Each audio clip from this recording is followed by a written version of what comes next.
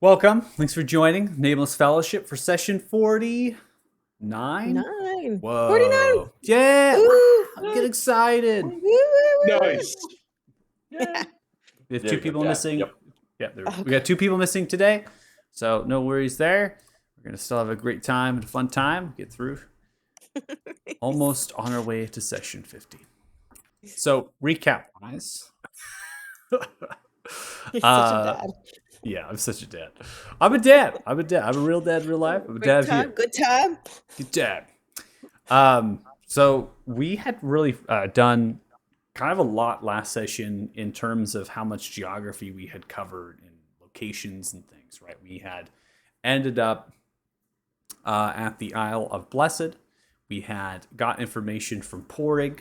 Then we had communed with the Old One, some entity. The Old One had given gifts and they kind of exchange. Now, two different things that are there, right? Referred to as chosen, but also chose you. So there was like two different things that it was saying. Regardless of that, this entity was an enemy of Damodar. It's very clear. And it provided these gifts completely free of really anything besides getting a seed that it said when the time comes, just, it'll tell you. Right. That's the ballpark. Now, some of you were circling the drain, so to speak, being like, do I do this? Do I not? And you're asking questions. And what was very clear is that the old one, a dimensionless creature out of dimensionless in terms of time, really was quite repetitive with their language. They kind of were saying the same things in just different ways over and over and over again. And that has some maybe ideology towards maybe they can see the future in some aspect, they see the past, right? See the present. They don't really sit on a linear thing. So they're talking in context of what they might know that you all don't know. But they can't phrase that you're gonna make it's gonna make sense to you. So they're gonna do what they can, right? I gotta I figure. think. I think it's indicative that they were essentially a telemarketer bot, is what they were. Telemarketer bot. Well, I'll take They it. just have a script, and that's what they follow until you accept the deal. If, Yep. I Or get hang up. I get a quarter every time. No. Um, so so from that we didn't want to stick around the Felgim, right? Because of the time distortions that were happening on the Isle. We didn't feel like we wanted to stick because we had pressing matters. We wanted to get back to Fort Farron and potentially to other places. Now, one of the highlight places is Ismar, right? That's kind of the big thing. Going there, figuring out what's going on, going through with a heavy heart, right? What they had almost foreseen or saw, in addition to Paz, right? Paz being the bearer of the Silver Stone and going through some of the things with that. You want to get over there. Um, the other thing that is going to happen here after the recap and speaking to the commander, and I'm just going to make it in the recap. We're going to get to it, but one of the things was that the Lord Thalfalor had stated that they'll be marching with their paladins right down to the war front. And like everything coming full circle, that is actually, in terms of time, is going to be happening tomorrow. Hmm. So just so you are aware, and that's what the commander is most likely and will be talking to soon. So I just want to make a recap, just a general, that the Lord Thalfalor will be marching tomorrow. So again, everything kind of moves the world. It all functions. It all happens, and all of that. Now, as we get into the keep, Priest Emily Goldbelly, with Commander Remar Luna. We had, prior to this, we had couriers, right? We had other individuals that are really discussing certain matters of business and other things, just normal procedures here inside of the keep and whatnot. I'm going to go ahead and get some ambiance because there are individuals in here, just not tokens per se. And so there is kind of a small crowd of people that are in here. For all of you, your tokens are on the board, so you can freely move them, right? To get vision of the whole shenanigans here. Priest Dumbly Goldbelly eating food, Commander as well. Map in front of them, they're working from. Suit, you're there, sitting next to him.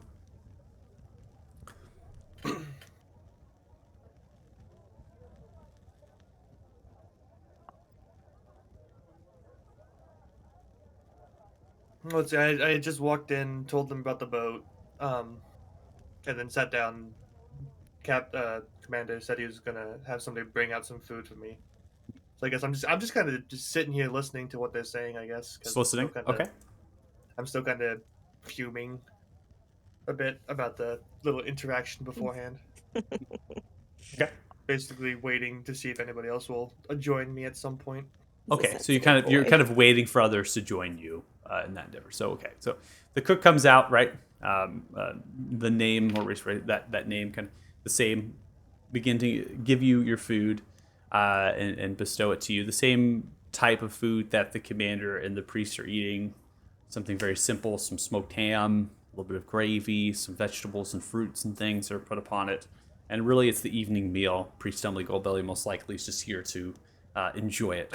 A free meal, Priest Dumbly is not willing to kind of pass up. But on their agenda, they're talking about is the Lord Downfallor's arrival in the morning tomorrow. So the Lord Downfallor and the banner is currently camped out outside of the fort on the north end, a couple miles out. They are camped out, and they'll be making their way into the town in the morning, and they will be staying by for a brief meeting of sorts before making their way further south on the road to the warfront. So that's what they're currently discussing. The priest, Dumbly Goldbelly, simply put, talking about certain things they can maybe give the Lord Downfall lore in terms of spell scrolls, other things that they have, other sorts of spell reagents. The commander simply putting by, perhaps, telling him about a status report, like a sit rep type vibe, things that they might need to do to communicate to the Lord that they have things under control. And then they end the conversation. And as they begin to end that conversation, Heavy Heart, right? So whoever's heading to the keep at this point, you all are here. So whoever's coming to the keep is here. And Heavy Heart, you kind of come into the keep and sit down. They finish the conversation really about talking in terms of who is in charge. So that's where we're going to go ahead and kind of pick it up. Just go short, cutting everything, and then have the commander remark on it. I don't know if Commander Rengala Uku or other sorts of noble houses up in the theme is going to be taken care of. The lower keep and all the frost over the northern Gorn Valley. There hasn't been any word about who exactly is going to be taking care of any sort of stewardship or a new lord or lady. I haven't heard anything. Things came way to the fort, and I've had a few clergy come through looking for on the way to the Sun Tree, and no one's spoken of that. Sure that Lord Downfallor will tell us in the morning, yes? Wait, you're telling me he's left a FEMA and a Sun Tree essentially undefended or without a commander? Well, that's not entirely what we're saying. Oh, hi there, Heavy Heart. What we're really speaking about here is trying to understand is normally is someone put up by the King Reldor Telthar, maintains the keep. If Lord Downfallor is called south, then, well, they should be putting someone from their family, from their house, in charge. Well, Lord Downfallor doesn't have anyone. They're not married, they don't have any children. So they'd be putting another house in charge, hope up in Thema, but we don't know. There's a few noble houses that exist in there, they're pretty prominent. They have their own banner as well in the Holy City, but they might as very well be marching south with Lord Downfallor. All we can imagine is, at the very least, Commander Rengla Uku. Tried and true in war, but maybe Lord Downfallor was calling on them as well. We don't know.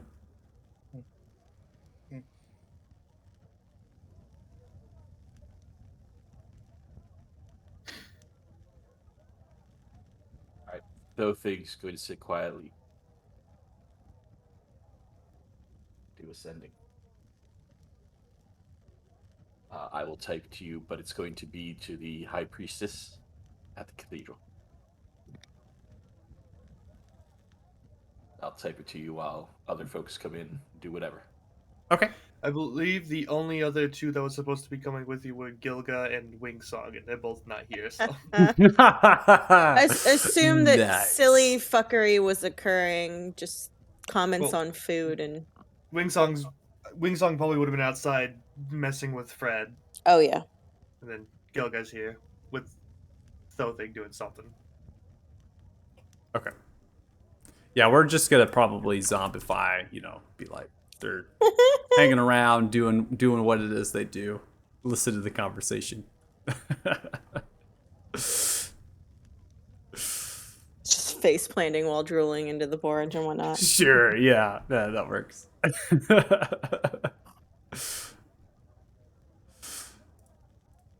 So, as soon as you type that up, so you're sending the sending to Valria. High priestess, yeah. Yeah. Okay.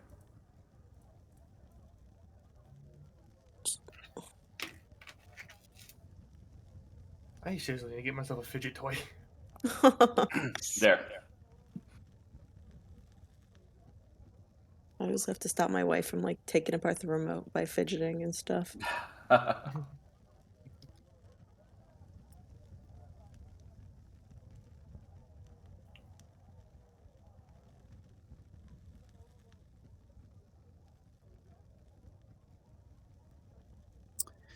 A lesser house Morning Light. Not sure if they are competent or not, but they are what they are. I think I'll turn to the two. Do you know about this house Morning Light? I have. Might be Darla the Bloody. A pride and true warrior, perhaps, that's in charge. Or it could be the sun. I'm not entirely sure. House Morning Light is a lesser house in Othema, but they are battle worn, quite trained, so very skilled, and they have pledged themselves to Pillow, which is good in many accounts for the Holy City. Bit of a strong name there, Darla the Bloody. Yes, well, get your name get your title from many different sources, so I think you might be able to speculate what happened there, but Trust me, I am. the history of the Talthars, it's complicated. In my time, I've lived a long life and I've seen many things, but the Talthars did not control the entire continent of Arthuria. Last of all was the kingdom of Ethrina. That was a vassal kingdom to the Temerian Republic. I'm sure that the Darla Blade Morning Light probably got the title in some storming of Castle Gillis Thawful Win, perhaps, or even the great city of Melandar.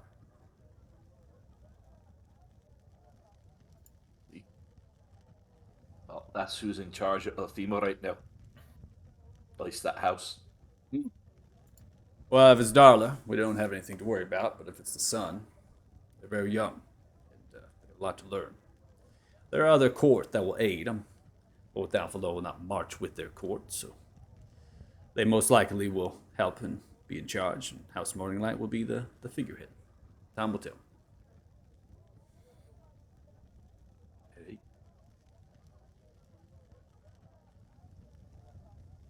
You seem concerned. The Sun Tree in the largest cathedral to Pelor on the continent sits there. So I just, army bluffs and leaves a city tends to make a tip and target to someone. So you're worried that, well, the movements of Lord Dalfalor and putting this house in charge and leaving what little court remains is going to put the Sun Tree in danger. The High Priestess herself did say that they're unsure of the competence of the leadership. Because that's who I was speaking to just now. Well, Valria will be part of the court, I'm sure, and help out. There's not much we can do, though. I know. What? You don't mind me asking. I mean, we haven't really got to the nail, right? We really haven't talked. What happened? to you all. You know how long it's been? No, Uh, it's been a very long time. I'm very interested. yeah. So Let's things just going say, to. God. let's just say the time. There's a bit of a time distortion through all of this nonsense. So we are fully aware that it's been a long while, despite how short it felt for us. Yeah, I'll be. Nothing's gonna take out his acorn and hold out his acorn. I know That it's just an acorn. I know, but I got this from the old one, whoever that is.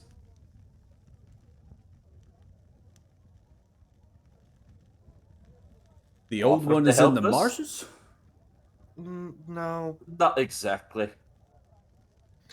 and We went to several places in the marshes. We got around. I mean, as I said when I came in, we were in Elathan for a short bit.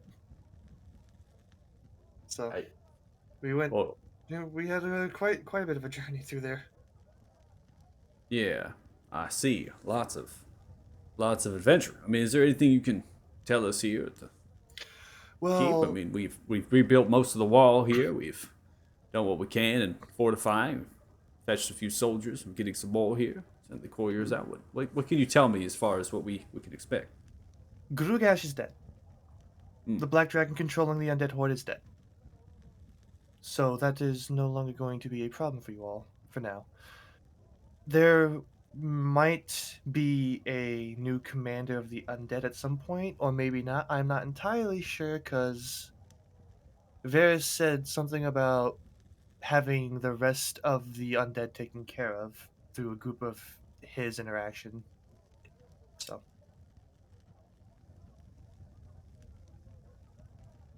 See, well, with Grugash gone, that is honestly, it's a breath of fresh air in my heart. Very worried that that black dragon would get up on us fort, take it all out. Never did. Glad that you removed. Are we expecting any of? You mentioned some of the hole, but are we in harm's way here? Are we in the clear? I think it should be fine. I can't. Don't hold me to my word. I can't guarantee anything, but I believe it should be fine for here for now. All right. Well, we Worst haven't case seen. scenario, you'll have those mindless zombies attacking like you were before the easy raids that nothing was really a problem, but So nothing you, to the extent so of the. hold on, hold on, one moment, one moment. So we haven't had a horde attack yet since you all left. Since well, then I guess that just proves that means that there's nothing left for you to worry about. Maybe I have no clue. I can't Wait, guarantee anything. you can't guarantee it. So what the hell I you all can went in the Marses for? to Can't kill guarantee nothing. Grugash. Well, to kill Grugash, you did. I thought that was what was in control. Yeah, Was he that? is dead. And but there's there was more that we learned. There's more to the story, and it's just a lot of things are complicated. I can I nothing help. oh, jeez, you're asking me to help. Seems there are maybe more than one group or entity vying for control of things in the marshes. And so the undead not having anyone to lead right now, there might be one of those factions looking to do the same. Unfortunately, just, with all the things going on and other leads we want to investigate and how time was working there, we just couldn't spend as much time, if you'll forgive me saying so, wandering around trying to take care of everything all at once. So, Well, might have some extra soldiers here, and the horde's on attack. We might be able to move into the marshes and help out. But much of the threat I, gone, and the undead gone, or I wouldn't say they're gone, but leaderless and a good portion of them have been eradicated. And there's a group currently going into the marshes dealing with that threat as we speak. are we going to be debriefed by them, or are they more It, adventurous? Perhaps some of the I would Emerald. guess I would guess they're closer to adventurers. I'd have to ask Varys. It's some group that he knows, I, something secretive. Well, honestly, I'm very fucking surprised. You all had left very much determined on your quest and killing the dragon and, well, helping us all out in the Fort Fair. And now I'm getting a lot of, well, someone could assume power and take over the horde, and, well, most of the horde is dead, and we could expect an undead horde attacking, and maybe, I don't know. No, There's I'm a not lot of saying things you don't know. Yeah, Yeah, I'm not yeah. saying expect it. I'm just saying Be don't be prepared. surprised. Yeah. Yeah, so I gotta tell all the fine folks of this town, hey, look, guess what? All the heroes of Fort Farron, they went in the marshes and they came back. And, well, they can't guarantee that a horde ain't gonna attack here, so we gotta all be on guard, ready to go at all The times. reason why we say this is because the marshes are connected to the Shadowfell. And I'm like, ooh, the Shadowfell, yes. we weren't able to close the congruence, so there's always the possibility of somebody being sent in from the Shadowfell to retake control of the forces that we had left there that are barred very little. If they do, if the congruence isn't closed by Varys's contacts, I don't feel like I'm saying that right for some reason. Then it's still going to take several months before anything happens with that. Oh, I see, At the well, very least. Cocoon's Shadowfell, dangerous business. This group of you, are they equipped, are they able to handle against the undead? Yes, I imagine so. Commander, we must give them some. They helped us in many opportunities, and they've taken no coin whatsoever, right? Is that true? This is true. We did not really ask you for much for what we've done. And, well, we I mean, best it get was them just to... part of what we had to do, though. Yes, But- exactly. Well, we can not expect it, not under your command, Commander Rimaluta. They are merely citizens of this, well, even adventurers, travelers from afar. They don't have any claim, no taxes, no land. We can't hold them accountable. Be that as it may, Commander, I guess I'll agree. Well, you all can get some rest here if you need to. And I'm sure you're all tired from your travels. If there's anything you all can offer us, I greatly appreciate discussing more, but I'm sure you have other things to say.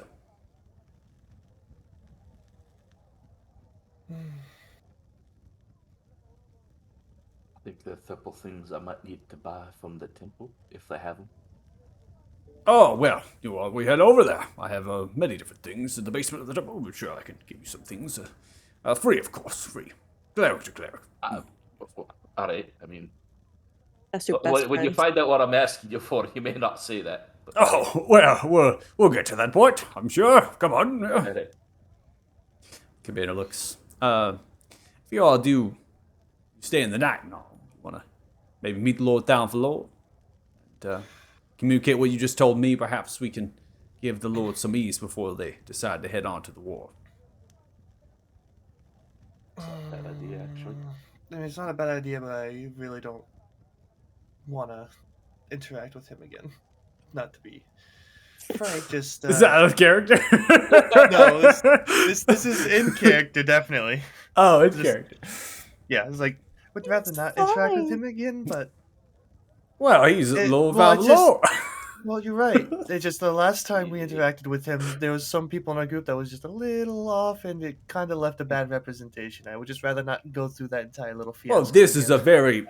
this is a very good opportunity to improve your reputation. I mean, your friend was greatly concerned with the leadership in Othi, but perhaps there was a bargain to be made.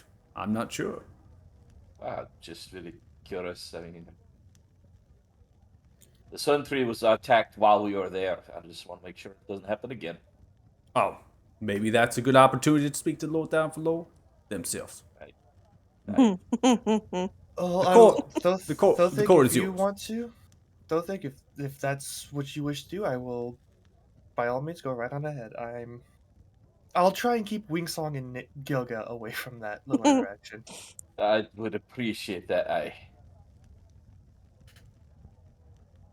They Well. mean well, but they need some practice on the social skills. Technically, they aren't here, so they can just stay at the temple.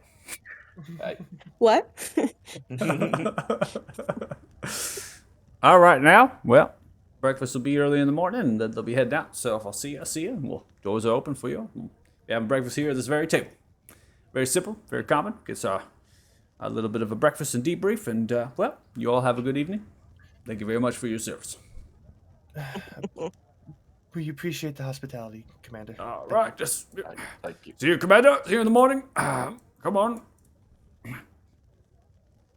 Emily Goldbelly begins to huffle puff, walking up. I will actually follow with Thothig as well, because Oh, something I want to talk to him about Okay. once while we're on the way. Okay. But we can jump over to Paxina and native hothead. okay. Or Varys having a good time. Yeah. A well-deserved Soak it good up. time. You pick it. You pick it. Do you want Varys or yeah? What's up? Which Oh, one I don't. first? I don't care. Varys and It's fine Paz, either. or you? It's fine either. Oh I'm no! embarrassed and Paz. Varys and Did Paz. Varys go I off want on some his own? shenanigans. Varys is a little ahead of Paz, I think. Yeah, I think Varys took a running start. If Paz wanted to catch up, it wouldn't be hard. Me in the big city. Ooh. Also, can I just say that was a lot of sharing. That was an interesting debrief.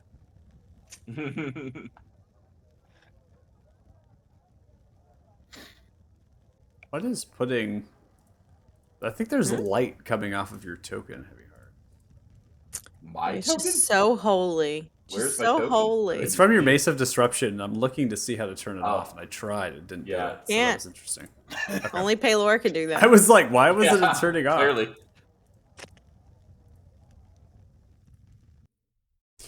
All right, so Varys, you are here at the earned Lump and Stup Tavern. You can see the door is shut. There's a few horses, but not very many. In fact, it's quite quiet coming from the sign. You just hear the slight little movement of a chair every once in a while, and a slight giggle of individuals. But overall, it's empty. See from the windows. Oh, the window. I will step inside then. My favorite tavern. Ooh, it's got the mark to Alright. prove it. Step inside, see Yadir, halfling, old and grizzled, ferociously cleaning mugs over and over from a wash basin underneath the counter. So you get to walk in, slowly looks up towards you and looks. Ah, how you doing? I'm well, how are you? I'm doing good. Do real good. You were for Baron, you were for fucking Baron. See some of the adventuring folk kind of turn and look towards you. Hey, good for you. Yeah, Thank you. traveling adventure folk. And we got around here anytime. Yeah, in the winter. All right, fine. Yeah, Yeah. I'm gonna need a room for the night All right. and some of the house specials. Yeah. What you want? Hmm? You want to go sleep? Yeah, give away which one am I missing? You want both? Yeah, I mean, just give me another pound of both. Just top me off on each, you know? All right. No worries. You want food? Yeah, a meal for the night and Yeah. bottle of wine would be great. All right. What? I got some goat pie. Goes to the cellar, disappears. After a moment, comes back. 2 different sacks, burlap. Sets them down, slides them across, then runs back, grabs into the oven, fresh hot goat pie, and underneath the counter pulls off a bottle of wine, uncorks it, sets it down. You want a mug? Yes. Yeah. How much do I owe you? Takes a fresh clean mug, sets it down. Man. Let me come here. Oh, Varys will lean in close. Bam! Smacks you across the face. Payment enough. Every day you hit a hero for a friend. I'll give you that one. Yeah, you will. You enjoy that now. Hey, where are your friends? I'm sure a few might join me. Some probably went to the keep or some temple to sleep. Yeah. For the more simple comforts, you know. Hey, Dan. Number some Devon. Better than everything. All of it. Damn sure. Sounds like your friends suck. They're not so bad. Just Aw. sometimes you gotta do your own thing for a little bit. Yeah. You just pull out a pipe, packs it down, goes over to one of the torches, picks up a stool, stands up on the torch, stands up on the stool, leans it over to the torch, lights it.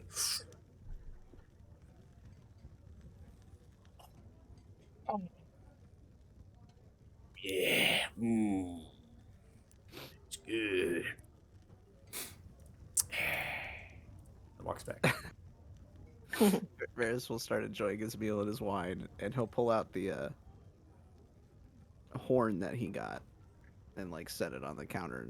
The fuck is that? Something I'm looking into. All right. You smoke out of it? I haven't tried yet, but Yeah. I'm not sure if I'm supposed to. What do you mean? Get for some animal? Beast. Ooh. Yeah.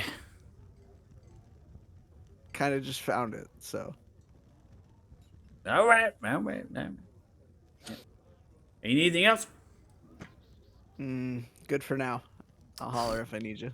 All right. Get started bread in the morning. All right. Begins to start pipe in mouth. Begins to make bread for the morning. Lovely. Zilla. Paz, so you said they were saying you were lagging behind. Paz, where are you going? So the only two things I want to do is I want to go check in the cart, check on the chest of potions that I had. Oh, Make sure okay. that they're still there and not exploded or fermented. And Okay. then what I'm gonna do is I'm actually going to. I want to because it's nice out, right? It's not raining or anything terrible. Correct. Too bad outside. So I'm actually gonna take my bedroll and I'm gonna kind of head off a little bit to a tree-ish area, and I'm gonna set up my hammock in a tree. Okay. And for the night, I'm just gonna take some time and just start carving things. Just start whittling down for the night, and just have some me time. Do what I want to do. Just carve some wood without people. Good Okay. wholesome fun. Yeah, because some good wholesome Been fun. inside too much marshes. I want to be outside where it's not. Yeah, so it's nice overcast. It's pretty warm. So- It's going to get a little cold at night, but I think you can handle it. You begin to kind of wood carve and just kind of whittle away. I mean, yeah, I'm just gonna whittle away a little bit. Okay. All right. Just kind of enjoying your time and really being on your own, and nice couple of different horse carts and other things pass by, some livestock and a garden nearby, people kind of walking outside of their housing. But other than all, it's peaceful. You're alone inside of this town and no one's bothering you. You feel I'm just gonna take the time to do some internal meditation. eternal meditation. Awesome. Eventually, at some point, I'll fall asleep. Okay. All right. So Varys, is there anything you want to do besides just enjoying your food? No, I didn't have anything too specific besides eating and then just hanging out. Okay. All right. What Eating could and be hanging more out. important? All right. So you're eating and hanging out, enjoying your goat pie. It's filled with lots of love. The crust is quite flaky. Your wine is decent. Delicious. It's not fantastic. It's mediocre, right? This is a mediocre tavern. So Yeah, I'm not expecting the fancy. you're enjoying the spoils of mediocrity. the best kind. The best Listen, the higher kind. you Of get, a the better it good- tastes. And you're Of alone. a good value. Yeah, it's and quiet. you're alone, and it's really quiet inside of here. So, All right, so kind of we're gonna pull us back into the fair map here. Pause these sound effects, and now we come to Naira. Naira, you stride up to Oh the yeah, I'm heading house back to. in the top right corner, filled with that kind of Fey-wild vegetation, right? That non-native vegetation, the trees all surrounding the house. The house second story, circular windows glazed over, lots of vines encroaching on the rock-walled building. You then see the weathered door. Everything is as if it was the same at which you Yeah. left. Nothing has changed. The rain not happening here, and the noises of the town dispersing as you reach the outskirts here with this building. You see some light coming from inside, a couple candles and things. So perhaps, some maybe baby's in there. Who knows? What do you do? It's a pretty good sign. I'm gonna go. She almost walks in and then she's like, "You should," and she knocks. Okay. Knock at the door. After a couple minutes, waiting, wondering is anybody in there? Oh, coming. Okay, got it. I like scuff my feet on, if there's no mat, just literally the outside, and then I go in. Okay. Open the door. He sees Paxina's walking over through the common area next to the spiraling staircase and walks downstairs and looks at you. Oh, hello. Hey, hey, backseat. Do you want some tea? Oh, Do you yeah. want to? I'll go put the kettle on. Turns I back follow. around, headed back towards the kitchen, the I dining follow room. her. I follow her in. Okay. Also, do you want to smoke? Smoke? What do you mean, smoke? Like, like you put the greenery in and then you feel better when you smoke it. Oh, well, I wouldn't mind it. Okay, so while she's setting the tea up, I'm gonna impeccable. I'm gonna set things up as well, uh, so we can smoke. Okay. So you're setting things up. Sees Paxina reaches into one of the cupboards and pulls off this really beautiful pipe from some sort of reed. Kind of blows across it, the dust, and grabs the two cups, Oh, begins to perfect. walk Yeah. over, sitting on the stone. Wait, I'm gonna set her up. Oh, not Uh, too tight, dear. I would never. Oh, Um, let it breathe. all right, I light her up. I guess the tea is. Um, so we went to the marshes. Um, we can you give me her name real quick? What's her? You know, Whose name? Sylvana? okay. Silvana. Thank you. No. I was gonna say Serena, and I was like, that's wrong. We found Silvana. Oh, Yeah. did. We also found the weird tree cult, but we found Silvana. Um, and I'm gonna pull out the letter she gave me. I want to assume that I want to just say that before I had said that and pulled out the letter, I sort of uh, gave her the general recount of everything we did, as well as then a more detailed, like, the parts involving Silvana, and then I'm gonna give her the letter. Okay. Put context. Right. I don't want to retell the whole thing right now, but Gotcha. I did, in fact. I sort of said we found Silvana. I gave a this is where we're at now, and then I sort of gave the Yeah. overview of what's happened so far, and Gotcha. then touched more specifically on Silvana in her final moments, and then pulled out that letter. Was Okay. like, I'm sorry for the part that I played in it, but she wanted you to have this. She grabs the letter, slowly reads it.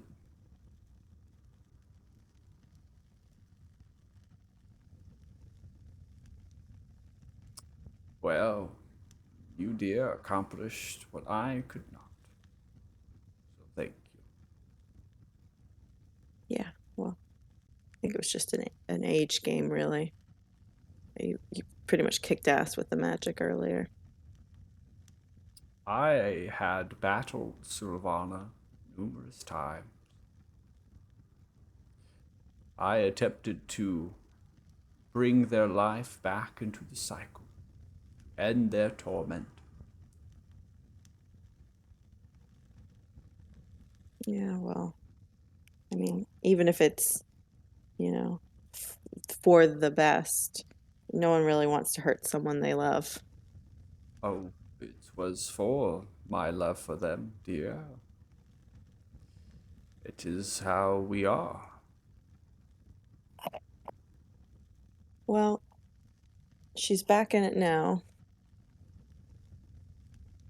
Yes, that is true.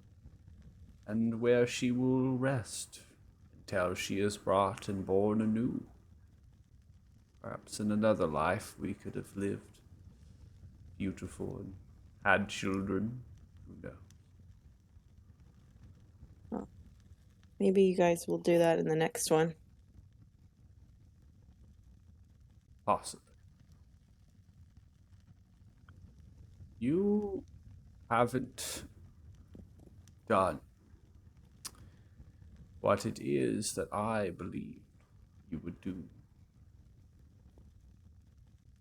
Was that fuck up? Yeah, I imagined that you would have brought the marshes back to the redwoods, Yeah, and if yet I had you have not. mm, that I hadn't yeah, I couldn't figure that one out. Gash is dead. Mm, You have brought some peace to the Fae that still live within. yeah, I'm not a fan of all of them. But I would Redwood does seem like a better vibe than Marsh, but there was no clear. I want to reiterate what happened with the towers and with us not really knowing how to handle the congruence. I understand, dear. You did what you could, and you have done well. Do do you know what to do? How to fix it? If the towers of Morsatra are not in play, then the source of the bridge must come from something. If Grugash is slain, then someone or something is the source. Could could something have been the source and then no longer be connected to it? Don't know, darling, I don't.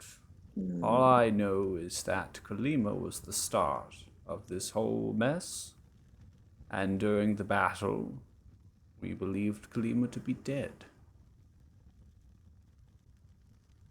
So she might not be dead. It's entirely possible we did not recover or see. Grugash had arrived and had put a stop to our endeavors. Hmm. So could it could it still be connected with the somewhat insufferable tree cult? The Salinar, from what you have described, they seem to actually be on your side.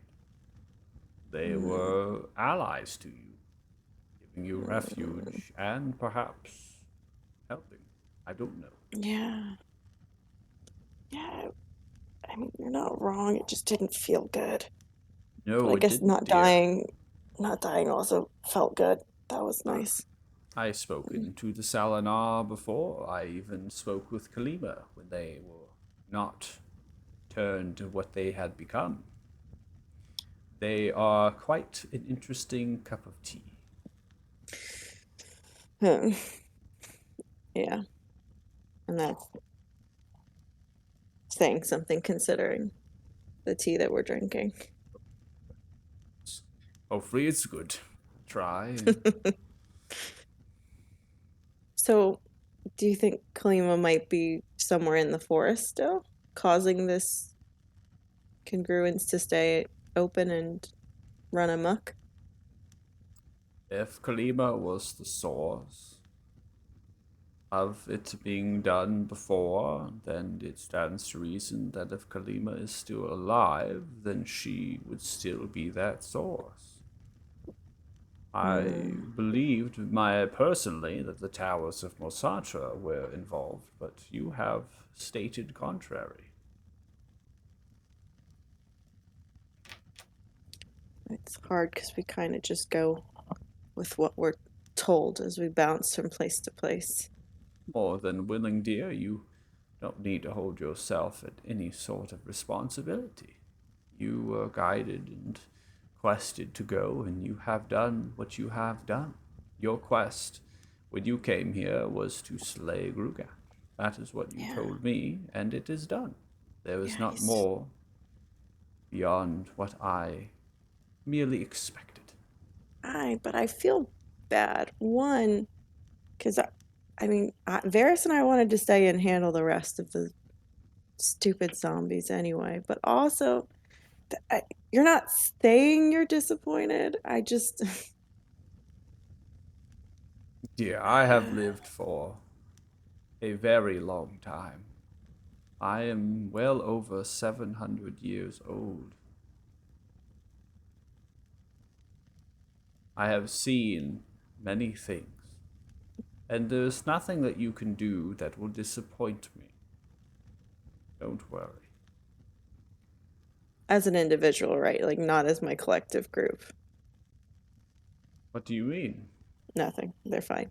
Oh, all Um, right. thinking about wings. Yeah.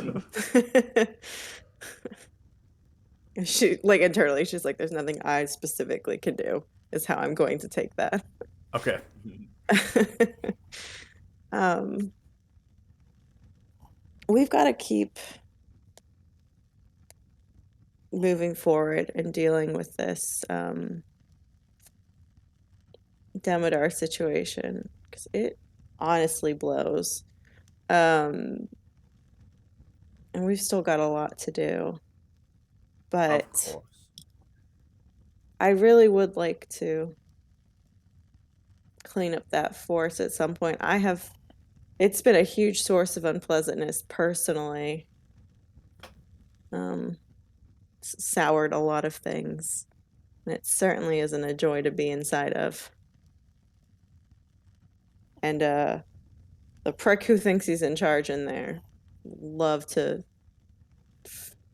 just absolutely ruin that day. So it's not off the table that we could still make a little more of a difference in there. Just Well, it will be what you wish it to be, dear. That is what it will be.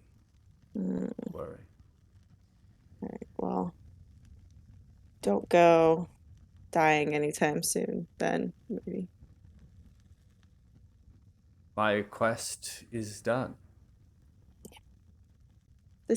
Take this retirement as like a victory lap. What's another 100 years between friends? Of course.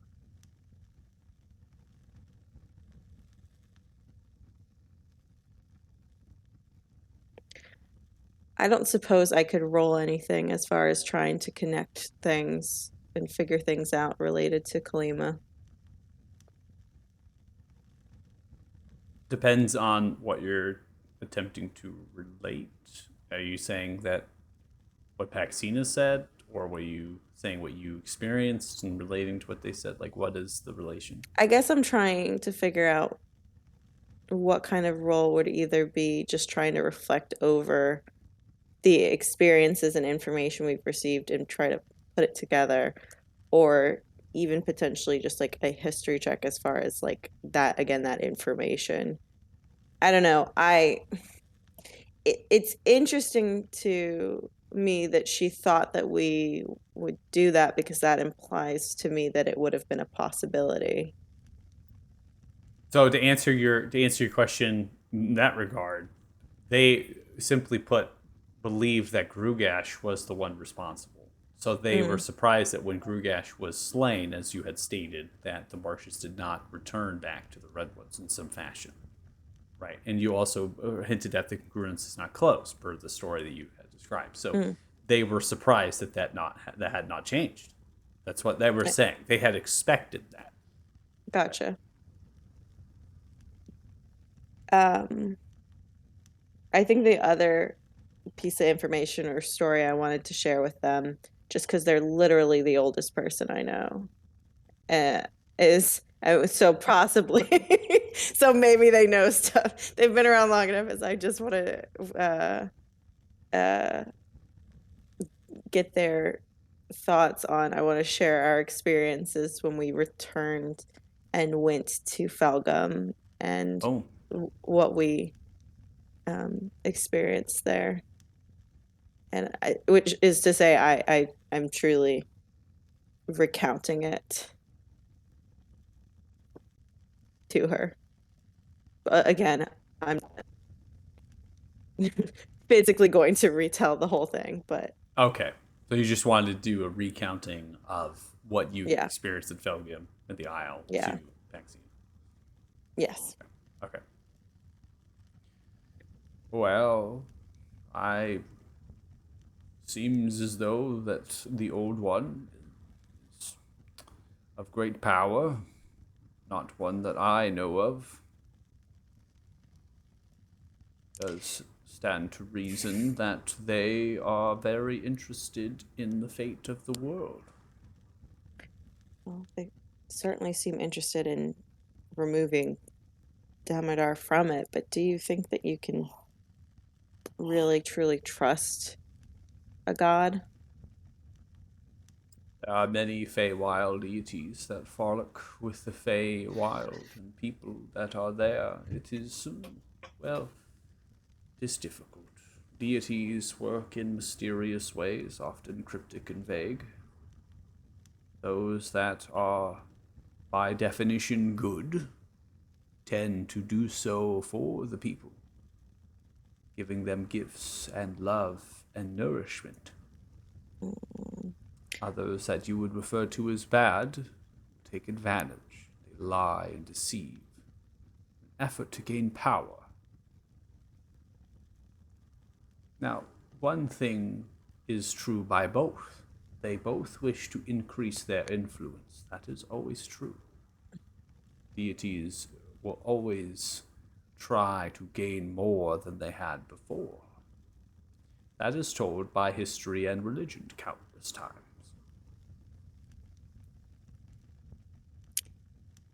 Yeah, all seems very symbiotic to me. Haley, you've been roboting quite a bit with your mic and voice. Oh I'm just no. letting you know your connection has not been very good. So I'll have you repeat what you just said. Damn it, old one. I said it all seems very like symbiotic to me, but not necessarily a positive way. Hmm.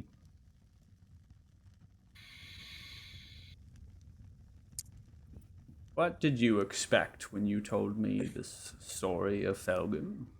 What do you I hope to just accomplish? just perspective. 700 years is a long time. It I is. I've got what, like 80? Like that's I Simply just figured out that because I could that I'm gonna go through changes. That's you will. But remember that age does not always constitute that someone has put their nose into everything. I myself have lived here for a very long time on purpose. I grow and nourish life around me. And I love what I love.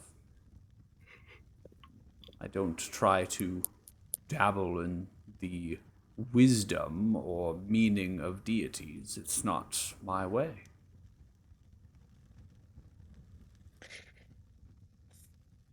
What do you think he meant that there's a difference between being in this insane prophecy and chosen and him choosing? Do you think it's just that he's picking from his own sheet? Well, that is quite an interesting. Deities are vague. We will reference this old one as a deity. It is all we know to define it. I would simply say that you all are chosen for a great many things, be it for the slaying of Grugash or for going into the marshes or perhaps and going into other places, stopping this Damadar for one. The deity does not know what it is or not. As from what I have experienced with my magic, is you all are quite immune to the divine. I could not see you in place or time. So, this deity to say that you all have been chosen means that it must know that it is true, and for that to mean so would be false, because it does not know. For certain, anyways. Perhaps it is one of the futures of many. Mm-hmm. So, in a way, it did choose you. But it also does not mean you have not been chosen.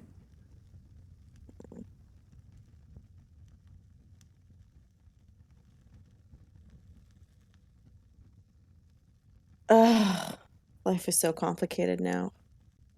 It is not, dear. It is very simple. Mm.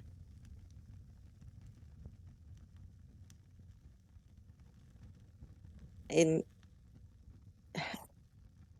how? Reaches over, grabs your hands,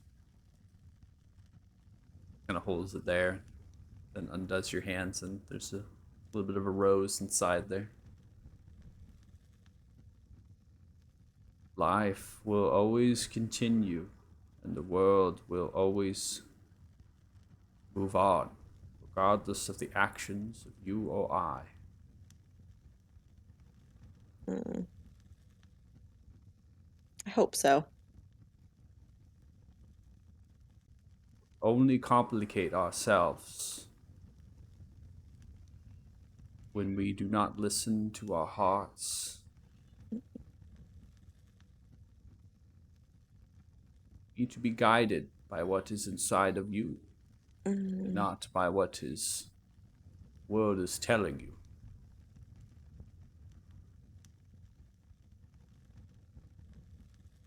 She just like stews on that.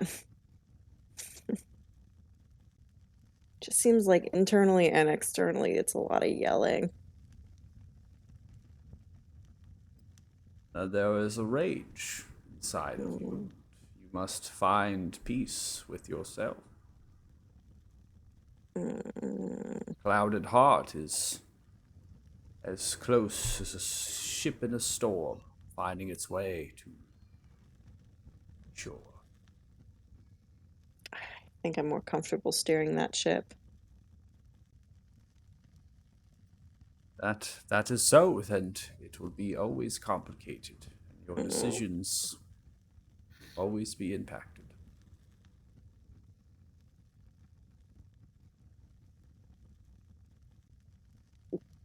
She stews. She's just stewing.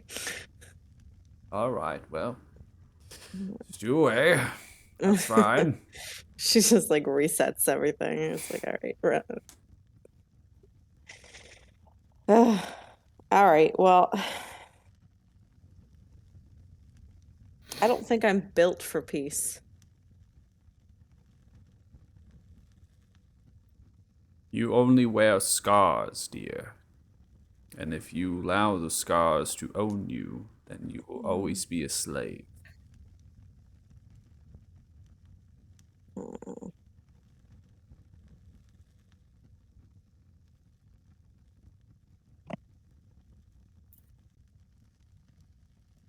stay as long as you like. I have plenty of tea, and this is quite nice. It almost. I believe Yadir made this, yes? Yeah, he's a real one.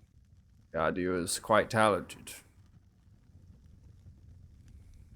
I think she does end up just sort of uh, staying for a few more hours and just drinking tea and smoking and enjoying companionship that is simple and not complicated. Yeah. How does your character feel right now? I think she's just so conflicted. Like, even in this moment where things are peaceful, she's uncomfortable. She's just, even in the moments when things seem like they're going right, they don't feel like they're going right, except for the moment when something dies. So like, except for the moments where the dragon falls or the enemy falls, or Sure. those are the only moments where it seems like no one is fighting and everyone's on the same team, and they're making progress and things feel good, and every single other moment feels fractured and complicated and confusing and loud. Yeah. Yeah. And she doesn't, as she's sitting there in what is quite possibly the nicest moment she's had in a while, she still feels a little bit of that skin crawling, burning feeling crackling around the edges, and she doesn't know what to do with that or how to make that uh, align or calm. Okay. And she doesn't know what that means for the future. Okay. Well, at least you can enjoy a good smoke, have some tea. Maxine also has plenty of food to offer, so you're able to get your dinner over there as well. Many different vegetarian, kind of vegan-like options over there. It's not really anything that it's kind of like a druid's-like diet in a way. So Yeah, that's fine. Make some nice things for you and let you. You can even stay the night over there. Maxine's totally willing for that. So we send out a bedroll and chill out. Maxine's house if you'd like to. So Yeah. I think she honestly stays long enough that the idea of finding her friends somehow starts to feel a little daunting, and she just sort of takes that offer, even if it wasn't necessarily said out loud, and stays. okay, awesome. We're gonna move on from you. We'll go over to the temple. So transitioning over there. So the temple is quite quiet. The doors are shut. You see his priest Emily Goldlily kind of goes up to the double wooden doors there, takes a key outwards and just kind of uses it, jingling it out, and opens the doors. And then begins to waltz into the temple. As you're kind of coming into space here, you see his priest Emily's like looking around upwards at the balcony and the cranials and other things that form, because the pews are right in front of the double wooden doors, and then you have the balcony overhang right that wraps around, and the spiraling staircases to the left and right, and then there's that back kind of room area past the altar with the staircase going down to the basement, another staircase going up to the loft to the bedroom, where we know Merlin, right, and other potentially the individual that the boy that was saved, right? So we as priest Emily's just really looking, seeing if everything's kind of kept up, kept proper. Not that they haven't been here at the temple and helping out, but seeing if things have closed down properly, and that Merlin was probably helping out with that. So she's kind of looking and seeing, oh, all right, this looks good, and then begins to walk past the altar, then down the stairs into the basement underneath the temple. So no noise, right? It's very quiet. Merlin might most likely is asleep at this point, or the evening, so it's quite late. And so you're down in the basement, which is quite a decent sized rectangular area that's filled with many different bookshelves and other sorts of kind of crates and storage supplies. And in the center is a very long rectangular table, planked and weathered.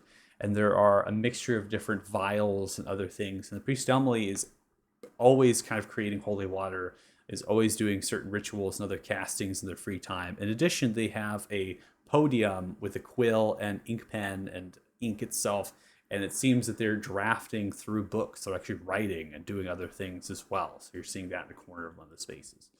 Well, here we are, my private collection. What are we needing here? Okay. Well, let's see. So I mean, I don't think we'll be staying here a whole month, but I could really protect this place from the undead if I was given a month to do so.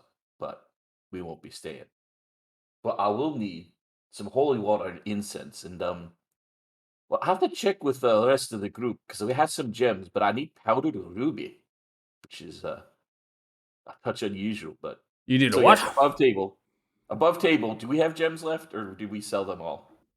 Naira has I a have- necklace with 2 fat rubies in it. Oh yeah, I have that necklace, which I don't think it's in my inventory, but I absolutely have it. I saved 2 rubies and made a necklace out of it for Naira because I figured we were going to need rubies at some point. So Oh yeah. we do have I we like have things. 2 very expensive rubies. Yeah. Okay. I think I was Uh, carrying all the sapphires, so those I are all have gone. I have 2 sapphires left. I sold all but 2. So But There's a necklace with 2 rubies in it right now. to make this easy, can you send me that necklace? I'm looking for the ingredients to cast Forbiddens, which is holy water, incense, and powdered ruby, all worth 1,000 gold. So, assuming we're willing to use the ruby we have for the powdered part, if not, no big deal. But how much of that would Thothig need to spend to get the ingredients? If we can make our own powdered ruby. So Forbidden is basically disallowing teleportation, right? It's like what the It disallows teleportation. yeah, stops it. Yeah, and protects the area from undead. Yeah. So what are you it takes days worth of time. Well, no, I can cast it. It only takes 10 minutes as a ritual cast. But that only lasts a day. Yeah. The extra stipulation is if you cast it for 30 days in a row in the same place, it becomes permanent. Yeah. But that's what Thothig's saying is like, we're not going to be doing that because we don't have time. We're not going to stay here for 30 days. But hey, if we're out somewhere, this might be useful to cast. Okay, so you're thinking That's maybe when we're out traveling, Forbidden right? would be Because good. at least with the one ritual cast, it doesn't consume the components. Yeah.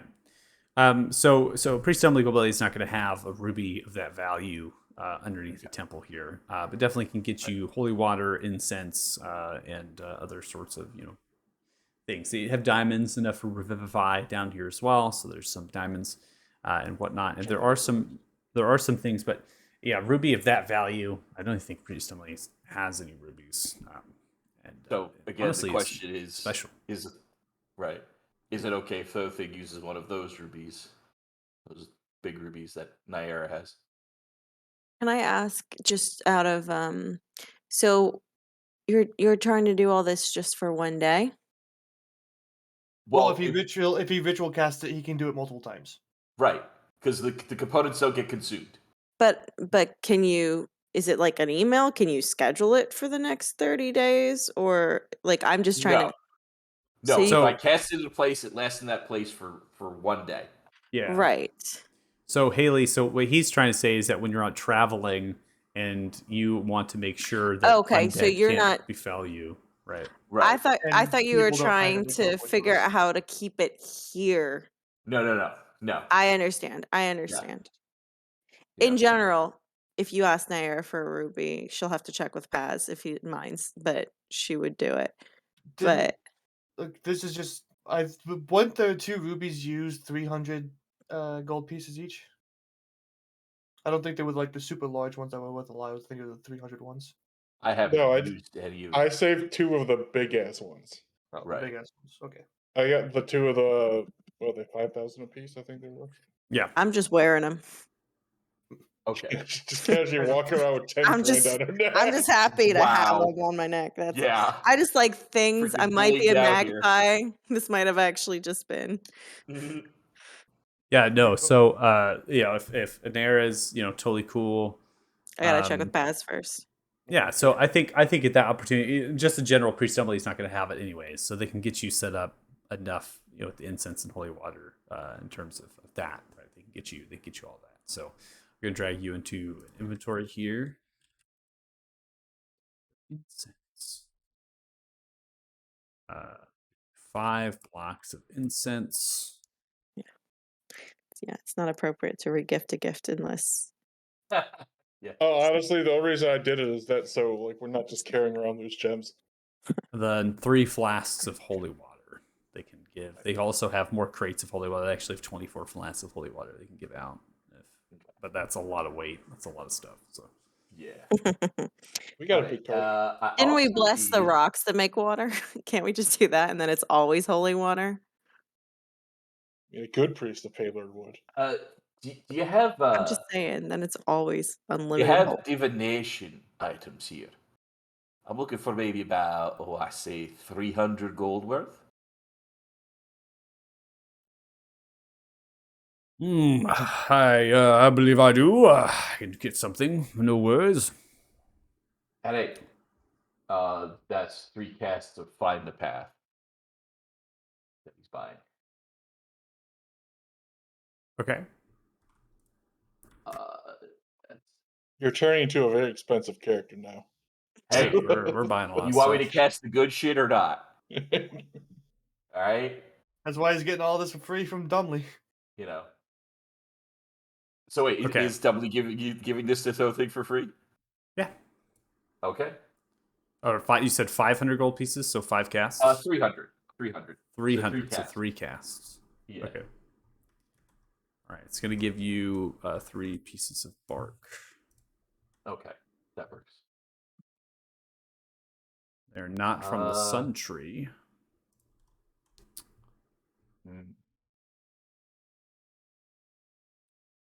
No, that didn't take anything. That did. And that doesn't. Okay, so 2 more things. Yeah, have it here. Now here's the big one. I need a really fancy bowl. Very fancy. Preferably with gems in it. Gonna cost about 1,000 gold. Paz just figured out what I'm looking to cast. No, Yeah, I just like how you phrase the question as well. Oh. I need a bowl, preferably with a bunch of gems in it. I need a bowl. I feel like that's a preferably Paz with question. gems. Preferably a fancy bowl. Fancy Not just bowl any with order. gems. I need a Gem-encrusted fancy bowl. bowl with 1,000 golden gems. A gem-encrusted bowl worth 1,000 gold pieces is exactly what it says here. I mean- swear to God. What spell is that? I believe love that that's phrase. summon. Hero's Feast. Heroes Feast. Feast. Heroes Feast. Okay. It's Yeah. such a good spell. That's so It fucking is. funny. That's It's why I want to worth the least that one fancy good. bowl. It is, and it consumes the damn bowl. That's the problem. All right, So that's let's see. 1,000 gold per cast. Well, I mean, good thing you have a woodcarver and a jeweler. in Yeah, your I was gonna Yeah. say, can't we DIY that one? I mean, hey, Well, I'm well, happy to. Gem You'll encrusted probably bowl. need it, Not personally, no. I don't have anything like that. I'll inquire with the others. I'm sure we can put something together. No. Oh, I'm sure. Why? Looking around though, it looked like it'll maybe making some potions and ointments. Do you have anything that you made from like mushroom and saffron? I have anything made from mushroom or saffron? And saffron, I kind of need to be mixed together with a bit of fat.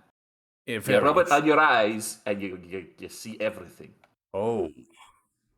Oh, perhaps so. Why? We've run into a few things here and there that like to remain, hidden in plain sight. Yes. Invisible types, and Yes. we don't like that. We don't like that. I You have have some. a little. I can show you in- right now, Dominic. No, Do you have some? it's fine. Here we are. Grabs a sack of mushrooms outwards, and then grabs a small little pouch of saffron. I don't have anything currently made, but you might be able to I- take these I- both. Sure, I can mix these together myself. Can't be Yeah, too I'm hard. sure you can. Yes. Got it. Good, thank you. Fancy Oh. gem encrusted bowl. How much would be worth? Because it's 25 gold a cast. It's 800 gold pieces worth of mushrooms and saffron. Damn. So that's 32 32 casts. Yes. All right. Thank you. That's so funny. All right. That's all I need then. So I'm good. W's all right. I thought things good.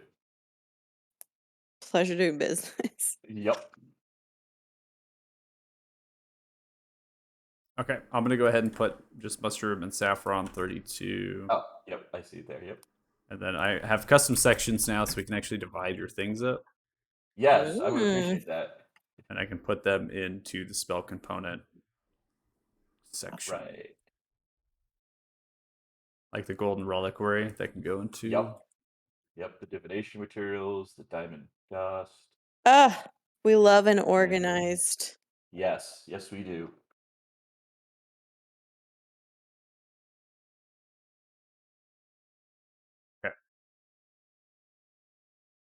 I have those things put in there. I'm also going to remove your acorn item Okay. because that is in the old one category at the bottom, the seed of the old Yes. one. Mhm. And then if you want to add anything to that special category, if you actually middle mouse click on any items, you should see a custom section at the mid section, mid left. There should be custom section there. You can type whatever it is, so spell component, right? And it will put that in the category. Does that make sense? Yes. Okay. So you just have to edit the item and then put that in, and it'll put it there for you. Right. Priest Emily does have a lot of things, in fact, a lot of exotic things, but they are not particularly high as level of you, right, current casting. So they don't have some of the intricate things of some of these 6 levels, but they will have certain spoken, like you just stated, like mushroom saffron, and then there's diamonds and other sorts of reliquary type things, and then they gave you a bark from what they're referencing as the Tree of Spirits. Okay. It is a tree of sorts that persists in the Cylindal jungle. And they have had experience being brought forth there by a particular druidic circle that is relevant to Circle of Spores. Okay. So, very interesting special thing, and they have a lot of pieces of it. They were kind of gifted that as a kind of take it and do with it what you will, as a offering for helping them, curing them of illnesses and other sorts of sickness, and then in addition other services. So, but Priest Emily doesn't really have much of a story for that. Nothing really is going to help you out in your travels recently, anyway. So you can always come back to it and talk to them. I'm sorry. Say that last bit again. I said you can always come back and talk to come back Priest and talk. Emily in more detail about that, but Gotcha. nothing. If you, it sounds like we're kind of going to Ismar, so that's in the complete opposite. Yeah, Absolutely. very far away. So telling you this was not going to be helpful because you're probably not going to remember. You're not going to remember. Yeah, probably. But Thothi's good, so he can now find a spot to sleep in the temple, I guess. Okay, you're just rolling out of bed roll. Okay, in the temple sounds good. No, I mean, hopefully there's a bed or something he can, In the temple?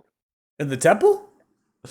I mean, if there are no rooms in the temple, he'll go find a room then somewhere. Is there no church cot? You know, the church bench. Sleeping. Yeah, over here. The church futon? Priest Emily begins to move a couple boxes and shelves out of the way.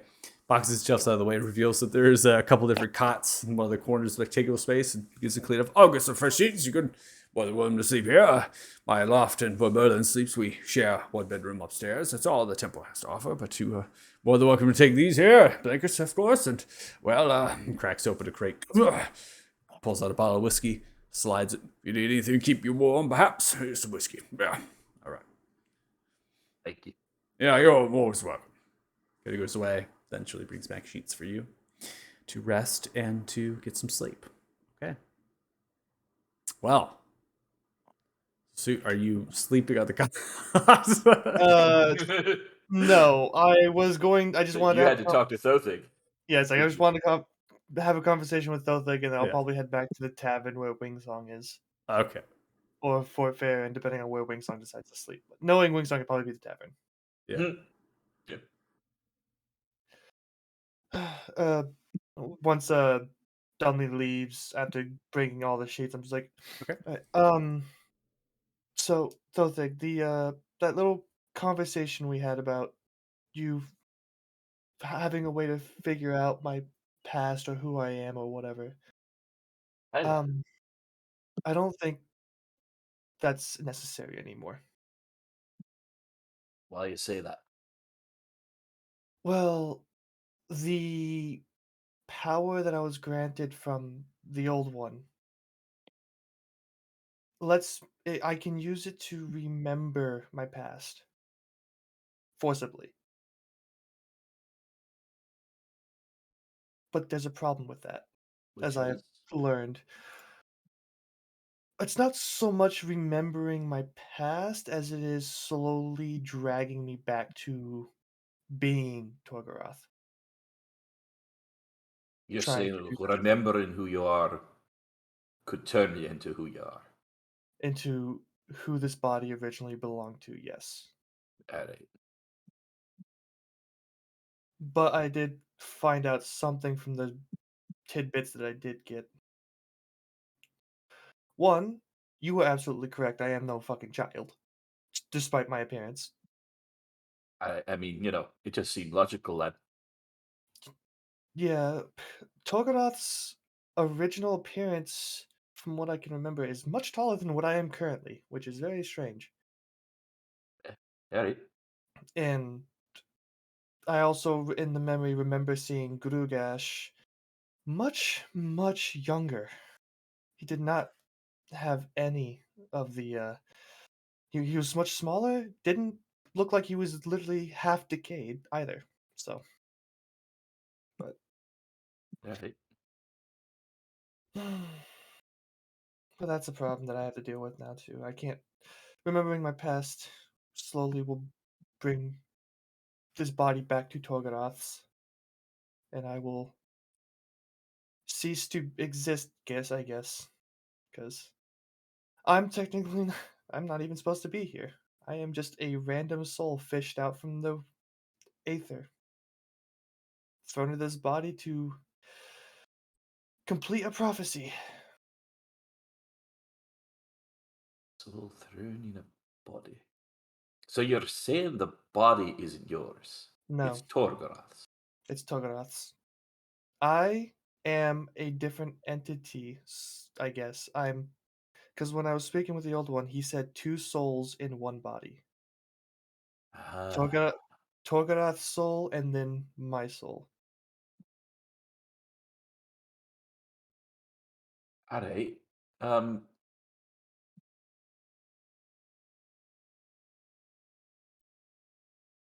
I do not know.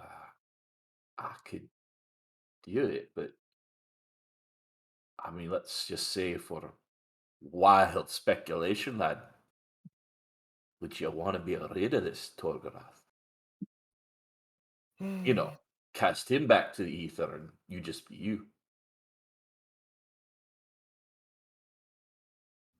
I have some problems with that because I it just feels wrong to take someone else's body. But at the same time, from what I remember, Togodot's not a good person. Simply put, he does the son of Orsavis. He was quite literally meant to come into this world through the congruence, a different congruence, and basically allow Orsavis to step into the material plane and increase his influence. So, It's kind of a funny thing, lad. You say you don't feel right about taking his body, but I mean, you were taken from the ether and put in there against your will. And I certainly don't know how to make a body for you, whoever you would have been, or whoever you were. Maybe that's what we need to forget about Togaroth. Maybe we need to learn about you, son. Find out N- who you were I, and go from I, there. oh, I don't think there's any way to find out about who I should have been because I never existed past that point. Did you? Do you know that for sure? I mean, I guess I can't say, but Exactly that. why my question here is why would my soul be taken from another body to be put into Torgorath's then? If not just use because Well, you see, lad. Well, how do I put this? This is a really tricky one. Probably because whatever Tolgaroth is, he cannot exist inside of a mortal form, like what you see here in front of me, like someone like me or Nair or no, anyone else. So no, maybe they needed a mortal soul in order to give him a place to be so that the body could live. or no, I believe it's probably closer to they needed a soul that would actually go through with the prophecy because Torgorath would not have gone through the prophecy despite being a chosen one. Now, lad, that's another question. Who actually is the chosen one? Well, Tolgrath or you? if it was me, then I wouldn't have needed to take another. I wouldn't have been put into another body. I believe it was Torgorath's body that was the chosen one, and my soul is just thrown into it to allow the ability to follow the prophecy. Otherwise, there would have been no need to throw my soul into another body. I don't know, lad. And I understand where you're coming from, but I kind of have the feeling that there's a lot more going on here with you than we all realize. There definitely is. There definitely is. I mean, if you so had never existed before, there'd be no history to look up. My spell would show nothing about you because there's nothing to your past. But if you were a soul who had lived before and gone back, then there is something to learn. And lad, there might be just a way I could get a hint. Maybe in the morning, if you give me a chance, I can ask a few questions. Just just little hints. Nothing serious, all right? And nothing that will affect you or bring out Torgraph. How's that sound? Well, yeah, I mean, you're free to do what you want, but it sounds fine by me. All right, lad. Who knows? It may not show anything. It could be a dead end, but it's worth a try.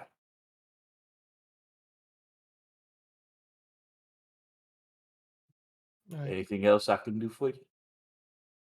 Nope, just needed someone to get that off my chest that wasn't going to blow up at me, so. Oh, lad, no. I know Plus, I feel you're. like Naira's got a lot going on with her at the moment, and She does, and I know she was very unhappy with some of the choices you made, but you're trying to do what's right for you as you see it. And that's all really any of us can do in life, isn't it? So don't let her get to you. As you say, her emotions are running a bit high. I think she'll forgive you in the long run. I hope. I hope. Well, you have a good night. I'll go find Wingsong. You too, lad. Okay. Yeah. Yep, and I head out. Okay. So you head out, find Wingsong. You say Wingsong's probably at the tavern. So we'll just say he's at the tavern. You have to go over there. And getting to see Varys. So bring you back to the tavern. So go ahead and activate that scene.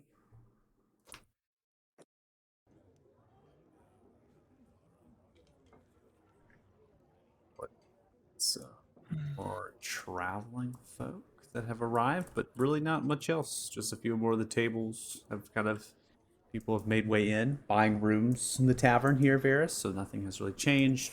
Yadir has been baking and working on breads, making way around tables, helping out in serving and things. You've been here for well over an hour at the bar, and just been sitting, enjoying the bottle of wine, eating food. Even dessert from Yadir has been provided to you. Dessert in the sense of a nice steamed kind of curdled blood pudding, lots of sugar added into it. So it's a nice thing. And Tasty. eventually, Suit kind of comes in. We can now say wing songs. I found a table there. Gilga's found it, the same table as well. Just put them at the tavern, park them there, and Suit you see Wing Song and Gilga at the same rectangular table, and then Varys at the bar. Mhm. I'm gonna go up to the bar and just kind of wait for Yadia to come find me. Cause I just need to get a room for the night. Sees you approach. Hands are kind of covered in flour and other things. Ah! How you doing? I've been better, Yadia, but I'm just here to get a room for the night. All right, reaches in, funnels through, similar to Varys, and takes out the key, an exact same key that Varys has. In fact, all the keys are exactly the same. And you're up. Room number 4. Oh no, 5. Thank you. Yep, more welcome. And I'm gonna turn to Varys. Apparently, and I'm just saying this so you know, Lord Thalon Falor is currently heading for the keep, and he'll be here in the morning. Don't know if you want to do anything with that, but Preferably not be anywhere near it. yeah, I agree. But I'm gonna go to bed. I got Okay. shit to think about, unfortunately. So All right. I'll be here. now I'm just gonna head upstairs to room number 5. Okay. Heading upstairs to room number 5.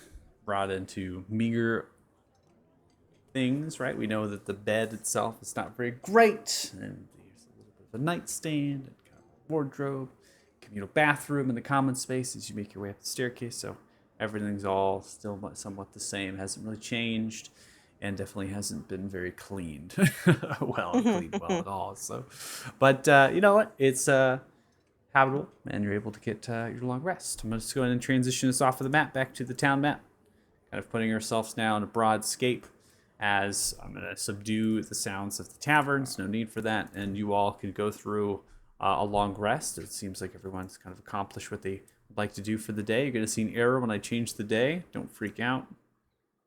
Ah! Yeah, don't freak out. And you all can take a long rest.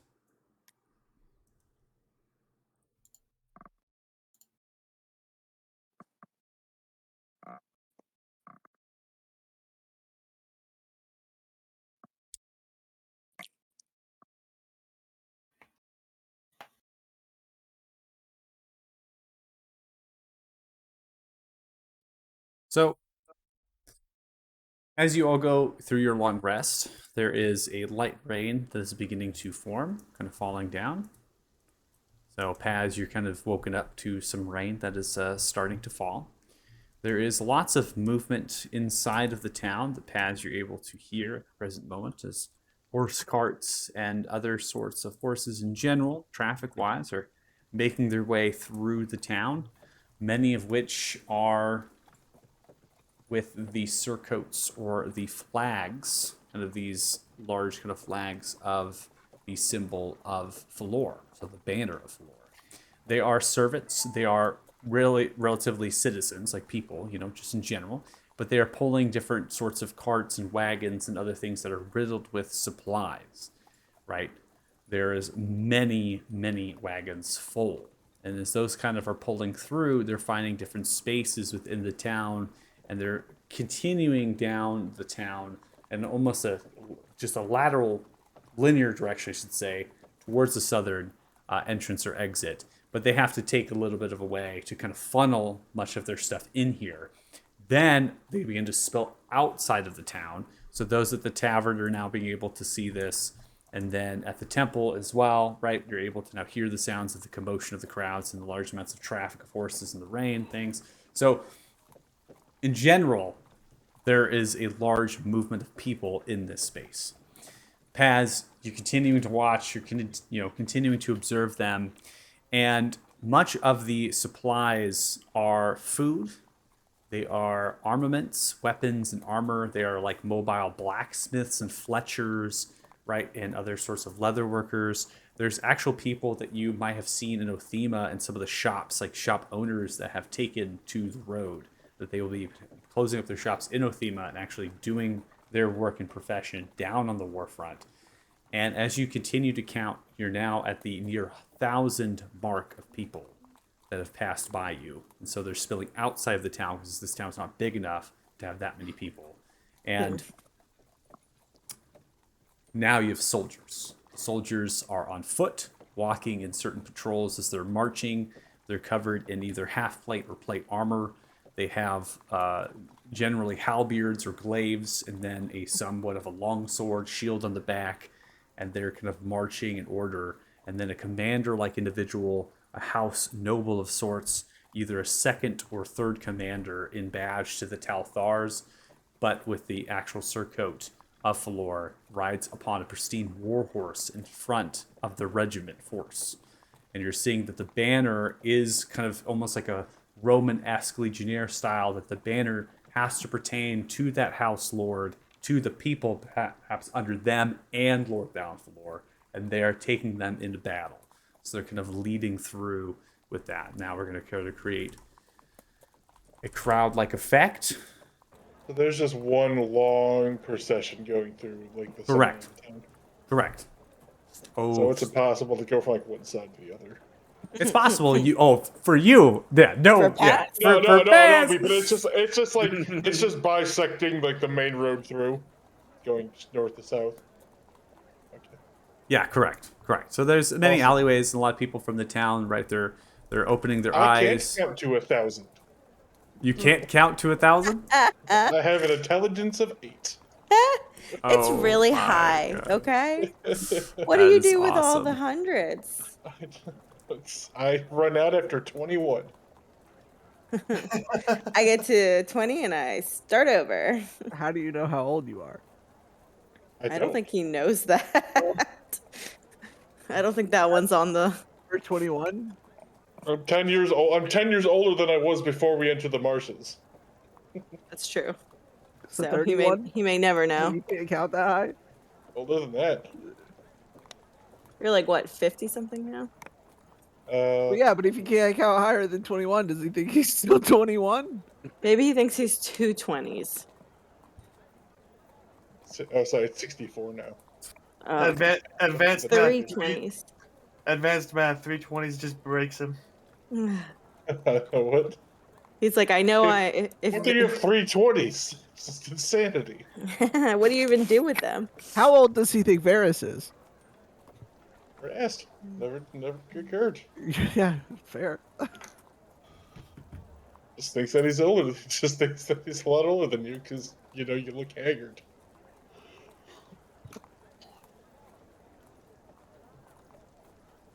So you now count the soldiers, regiment by regiment by regiment go by. We're now kind of going down the time clock. I'm not going to get into any more descriptions about what you're seeing because now you're all awake at the tavern. Yadir, a lot of people in the tavern kind of looking at the crowd going, oh shit, kind of making their way outside of the tavern, getting their horses from the corrals, the traveling folk adventurers, right? Getting the fuck out of the town before there is no room for them to get out, right? So they're just hitching it out to get maybe even the eastern entrance, right? Because the eastern side is not really used. So they're getting themselves, trying to get out as quickly as possible. Yadir is, fucking goddamn low down below. Just kind of grunts and looks out the window of the tavern, staring at them as they're making their way. Some of the individuals from the wagons are now coming into the tavern. They are not the people in the stagecoach or the wagons themselves, but more courier type folk. They have badges from Court of Falor. They have court badges, different couriers with messenger bags and things that they've been kind of come in. One kind of takes a hat off from the kind of cloak and kind of poncho that they have. They take it off and they look just a human.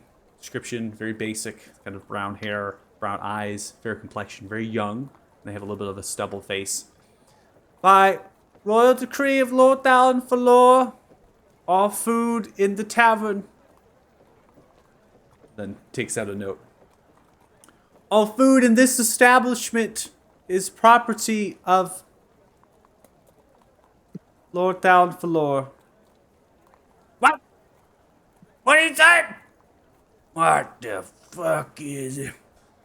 No. It's not that we're taking all the food. We need to take a certain percentage. That's what I've been told. And then kind of goes out the door.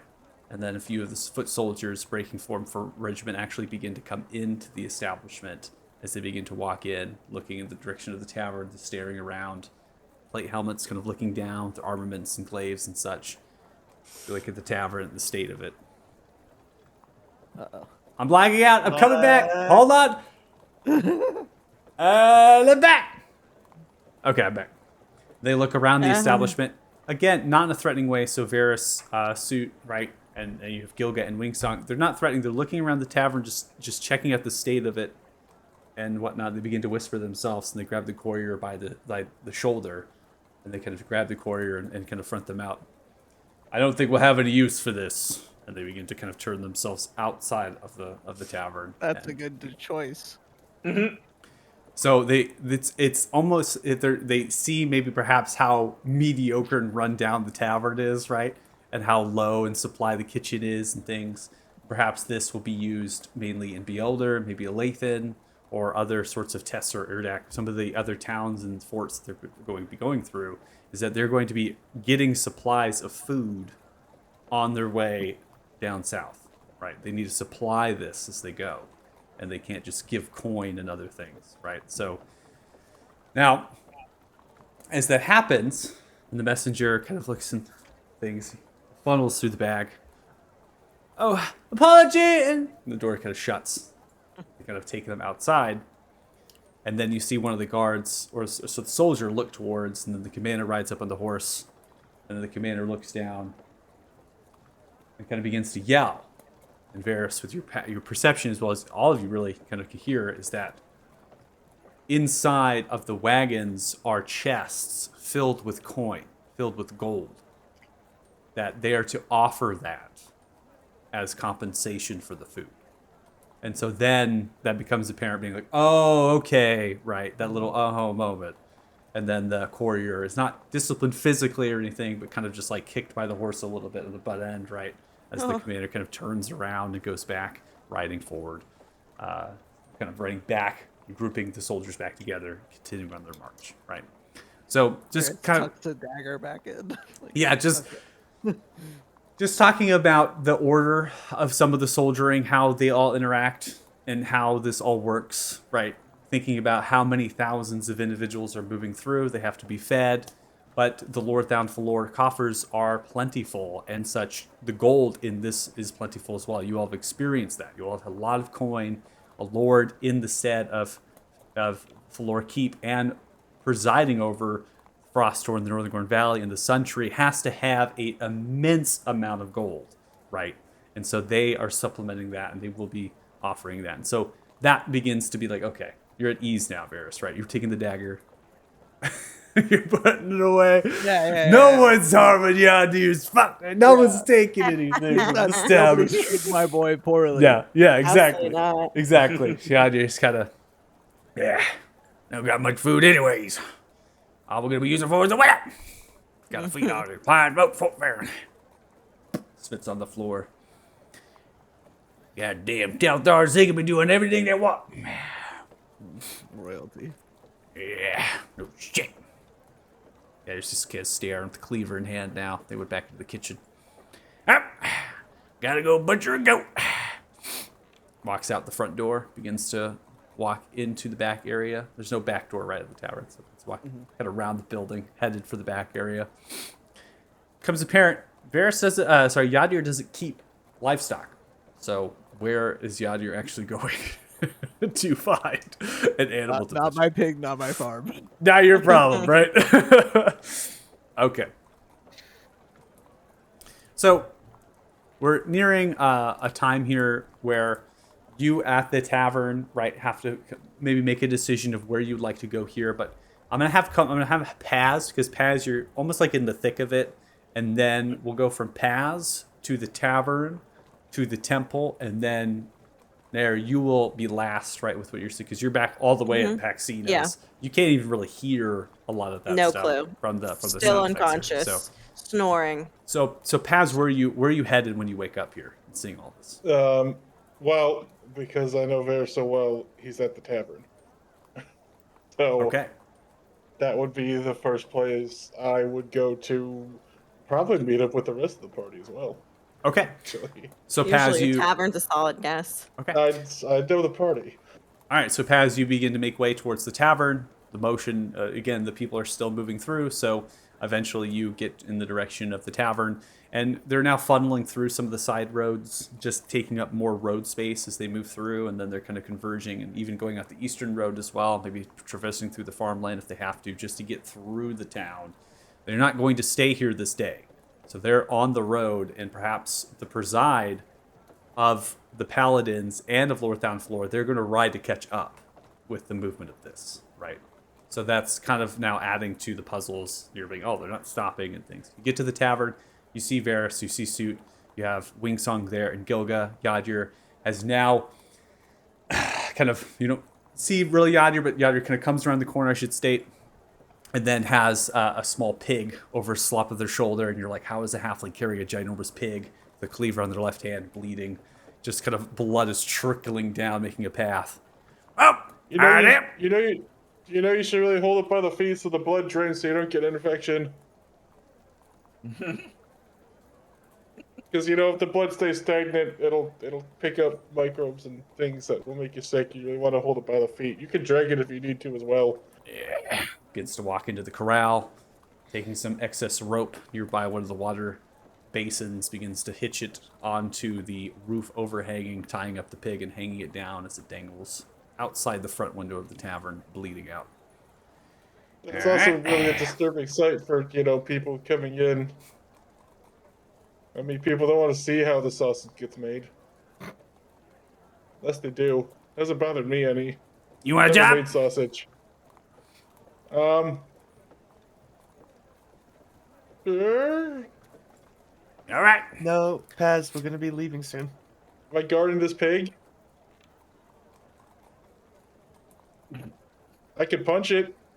I can punch it real good. I'll pay you 1 silver a week. You help serve and damn butcher's tomatoes. No good. 1 silver a week. Good price. Sir, I'm wearing a vest made out of a dragon. I don't fucking care. You gonna tell me how I do my job? I'm not gonna tell you fucking job. You want work here? You can tell me how to do my fucking job. All right? No, sir, didn't mean to. Get right on it. All right. I'm good. Ferris, what is the... I'm just gonna walk in, just past him. What the hell does a butcher do? Yadir walks in. Get the fuck out of my way. Begins to walk towards the kitchen. He's hiring to remove the bug up his ass.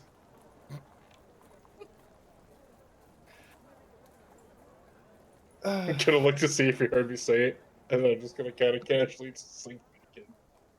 Go to the rest of the party. There's like 100,000 people. Like the line extends out as far as you can see. Weird. I should probably, Wingsong, Gilga, we should probably go get our carts and get them to the east gate before this becomes too much of a problem. And I'm gonna just basically drag Gilga and Wingsong over to the fort so we can grab our carts and horses and get them out as quickly as we can, so we're not wasting all day trying to get through this crowd. Okay.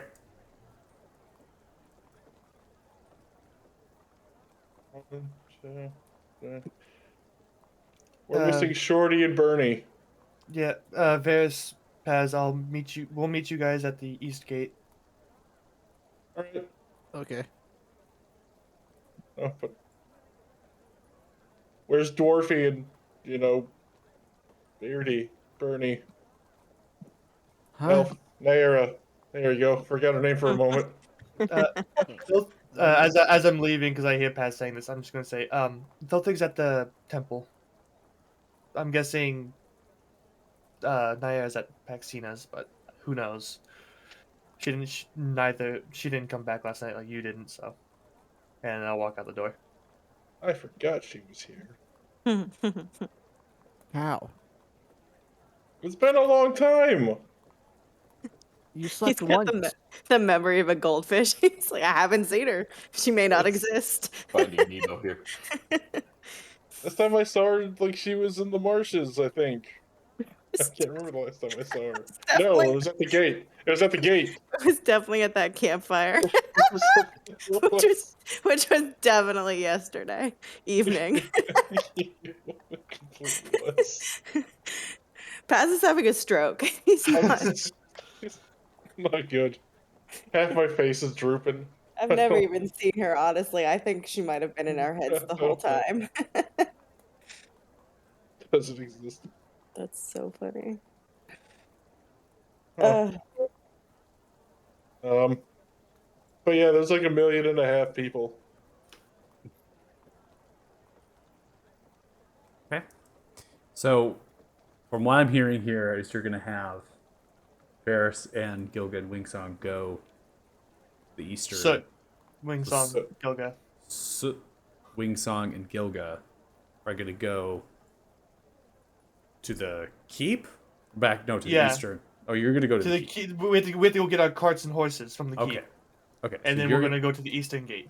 Okay, so you're gonna go to the. Okay, so you're gonna get your horse and stuff from Olaf, right, from the stable master and the keep, and then you're gonna go to the eastern gate. Okay. Yeah, and that's where we're gonna meet up with the others if they choose to meet us there. Okay. So at the temple, right? So now, Heavyheart, what are you doing, right? So we'll kind of come to you.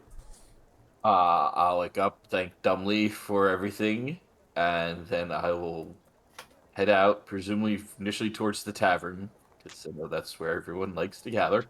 Okay. Keeping an eye out for any signs of the army that was supposed to arrive today.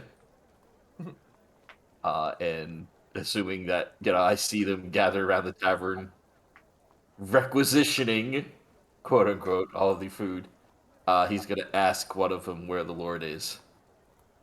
And Okay. let them know that the ones who saved the Sun Tree in Othema would like to speak with him. Okay. So you kind of approach one of the regiments. You see a third commander kind of turning the horse in the direction of you. As they turn, looking down upon you, you begin to tell them this. I see. Well, then you need to gather your party. Lord Down for Lore and Paladins are at the keep.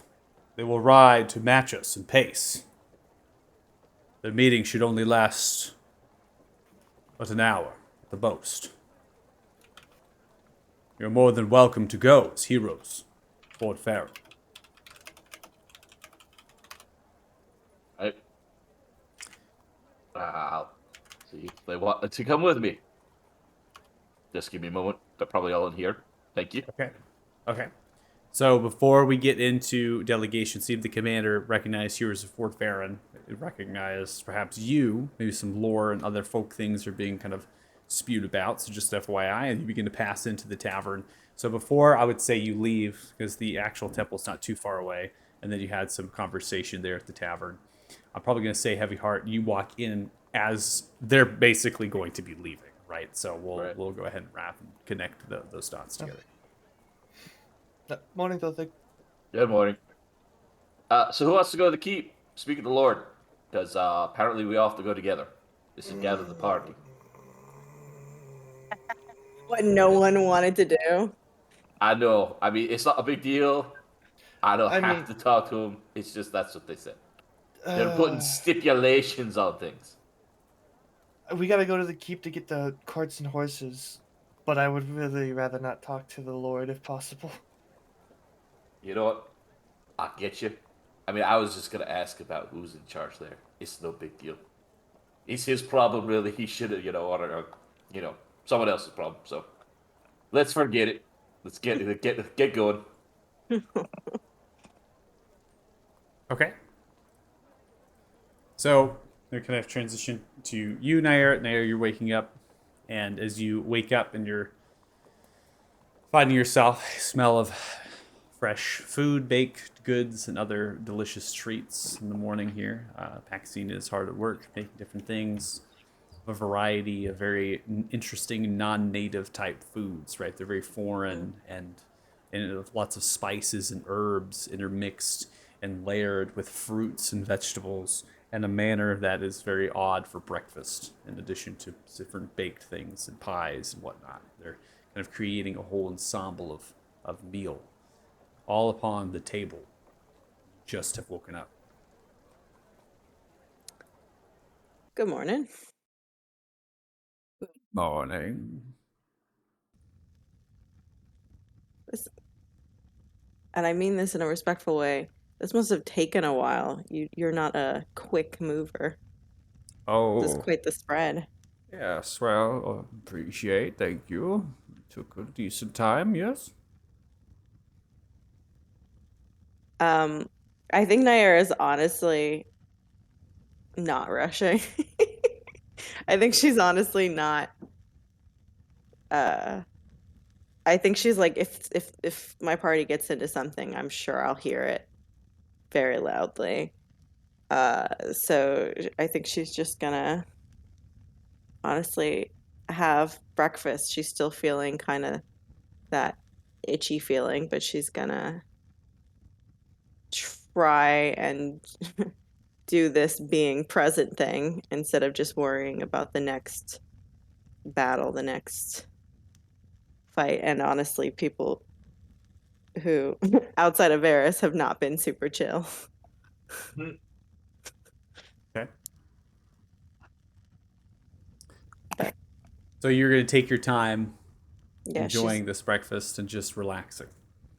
I mean, she has no idea that anyone's arrived in town either. I mean, Yeah, I'm because sure you're that, like far away from it, yeah. yeah, like I'm sure they're not quiet, but it's not like they're yelling.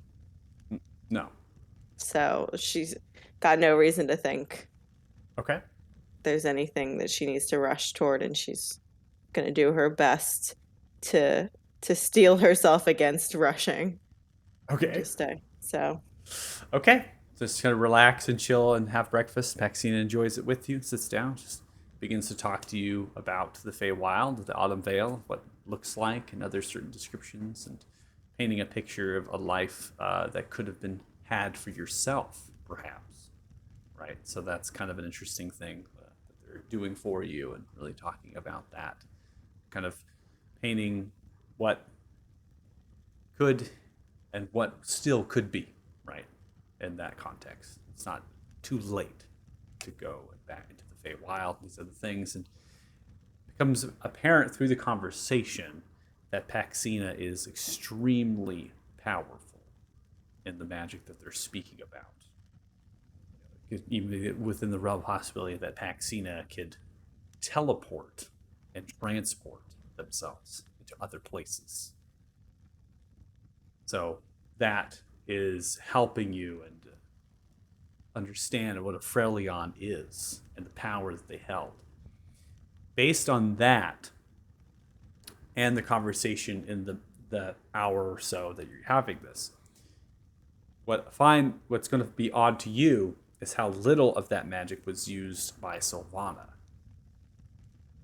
yeah. Sylvana was a Freljord as well, then it stands to, again, reason that Sylvana would have that magic. That they're speaking about Freljord trained and born with and these things. So why is it that Sylvana did not use it in the grandeur that Paxina has described?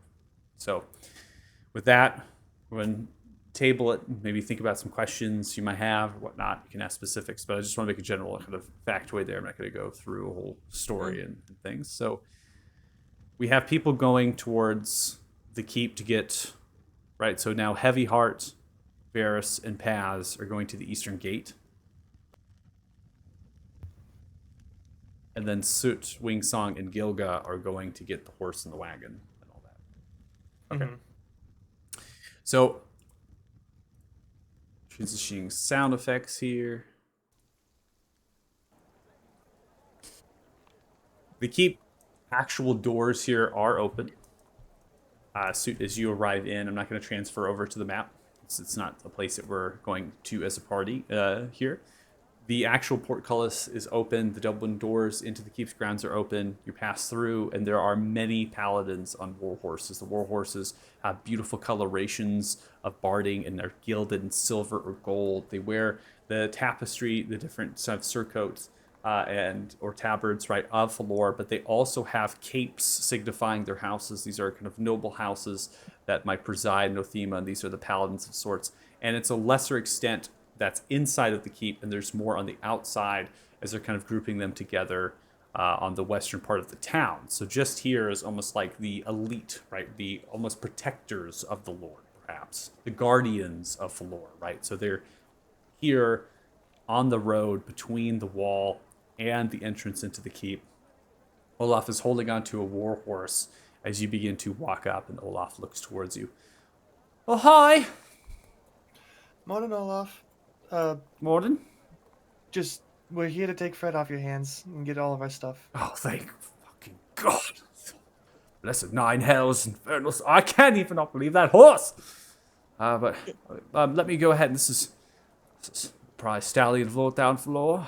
Great to hold on to her. Yes, let me go ahead and put Priscilla here. Begins to tie off here by the posting and walks into the stables. Fetches Fred. Hitches upon the wagon that you will have, and then Gilga, right, gets onto their stagecoach with their whole tribe of animal livestock. The legion of donkeys. The legion of donkeys.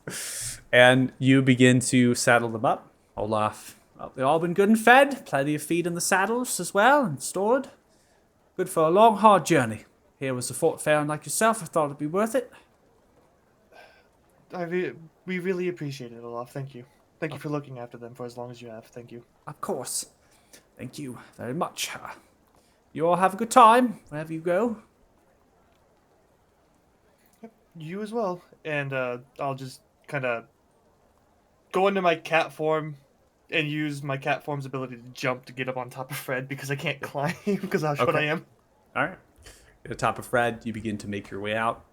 Outside of the keep here, Fred gives you a gracious neigh and is very appreciative of being back on the road and away. And then as you get at the actual exit of the keep's grounds, the gate there, you see as Fred slowly turns his head and stares at Olaf. I'm just gonna pat Fred on the back. Fred on the back, and he's like, "It's, well, I hope he didn't do anything. Let's just get out of here. We're done with this place." Fred turns the head and continue to walk away. All right. With that said, you all, you here at this grouping on the west side, get towards the east side. You group up with your compatriots here. On the east side of the gate is open with the double wooden doors. It's less heavily defended than the north and the south. There's not many people here. In terms of those on the platforms, so looking down upon you, and there's people that are coming in and out of the space from the homesteads and the farmland, their carts and their wagons, and a little bit of a backup of traffic is beginning to happen as they can't get towards some of the main roads to get to the farmers market on the other side of the town. A little bit, maybe some arguments happening, some other things, a lot of horse traffic and whatnot. And one thing becomes apparent tonight: Era is not here. Yeah. Oops. I think we might be forgetting something, or more importantly, someone. I was hoping she'd stop by the tavern and meet up with the rest of you, but I'll go get her. appreciate it. I honestly don't even know what Paxinas is, so It's true, not everyone's been there. If you keep heading like that way, there'll be a bunch of trees that look like they don't belong here. That's Cool. Pexina's. all right. Well, There's a very distinct line where it goes from normal to that's Pexina. I will keep that in mind in case I ever do need to go visit her. But I'll leave it to Varys. We need to. I'll just easier just to sit here and wait. Okay. Yeah, so I'll flip my hood up and then go head towards Paxina.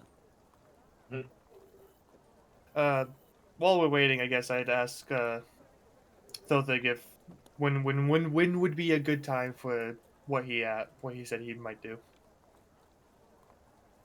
But I have a minute here. We can do it right now. Be very quick. Yeah, it's gonna be a few minutes before they get back, so. So we'll do this as a ritual cast. But Thothig is going to cast Commune.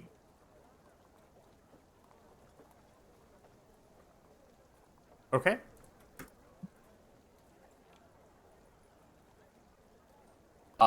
First question. Has the soul inside of Soot, not the one related to Togorath, the other soul, ever experienced life on this plane? No. No.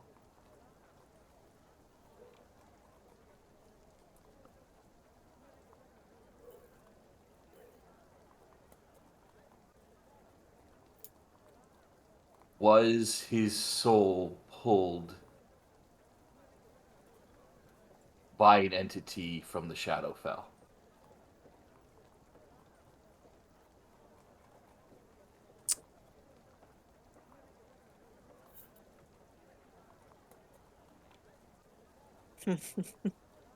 Unclear is a possible answer. I know I'm asking something really. It's a dial-up tone. You're putting it, but you're Yeah. putting it in the context of Suit, not of Torgor. Right. Correct. Okay. So, No. no. No. No. Yes, it's just the goodest boy. Okay. I am I am a soul that was created to inhabit Torgonath's body. Maybe Uh-huh. not created. He Well, literally that's not how just it's souls literally work. well, he literally just said I have never experienced life on this plane. Right. So, I guess the argument is like the chicken versus the egg. Like, Right. were you created for this body, or were you just plucked and put in this body? Right. Is it possible to separate the two souls to exist separately?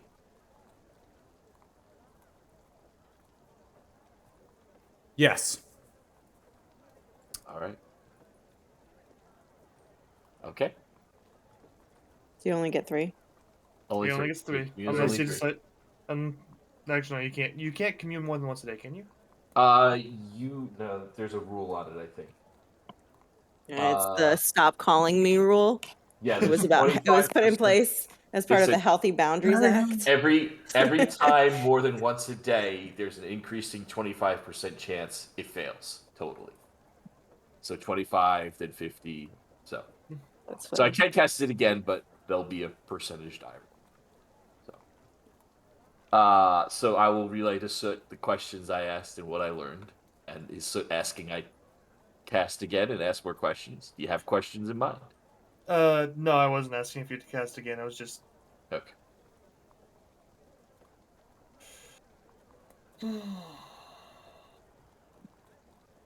I guess it means either I was from a different plane or I was literally just plucked from the ether. Because But lad, I was told no. That no, Soot was not pulled by someone from the Shadowfell. well, that's because it was the old one that pulled me. That ain't.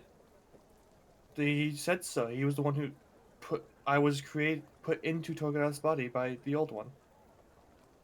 I just want to make sure you understood and confirm that. Yeah, I knew that. Good. At least that's what I think I remember. Yeah. Like, is that what he said? Or maybe he might not have told me. I don't remember. I don't remember him saying, and I'm obviously not here, and I obviously wasn't there. but I don't remember. It him- was. I think I it was. remember It them was. saying basically like the universe or something seemed to have thrown two lots together, but I don't remember the old one saying that was him It doing wasn't. it.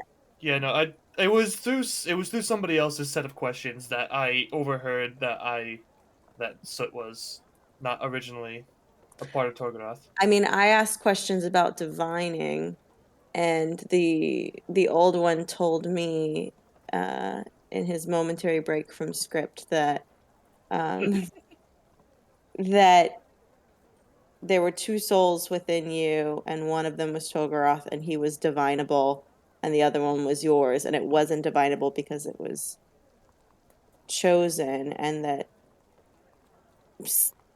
I don't think he was specific on the details of how they both ended up in the same body, but to my recollection, without notes, because I'm dumb and lazy apparently, um, the implication was basically that he was just like, yeah, it's wild in there, but not necessarily that he had a hand in it or had any idea why it was the way it was, especially because he couldn't tune into your channel. Is that God somewhat accurate?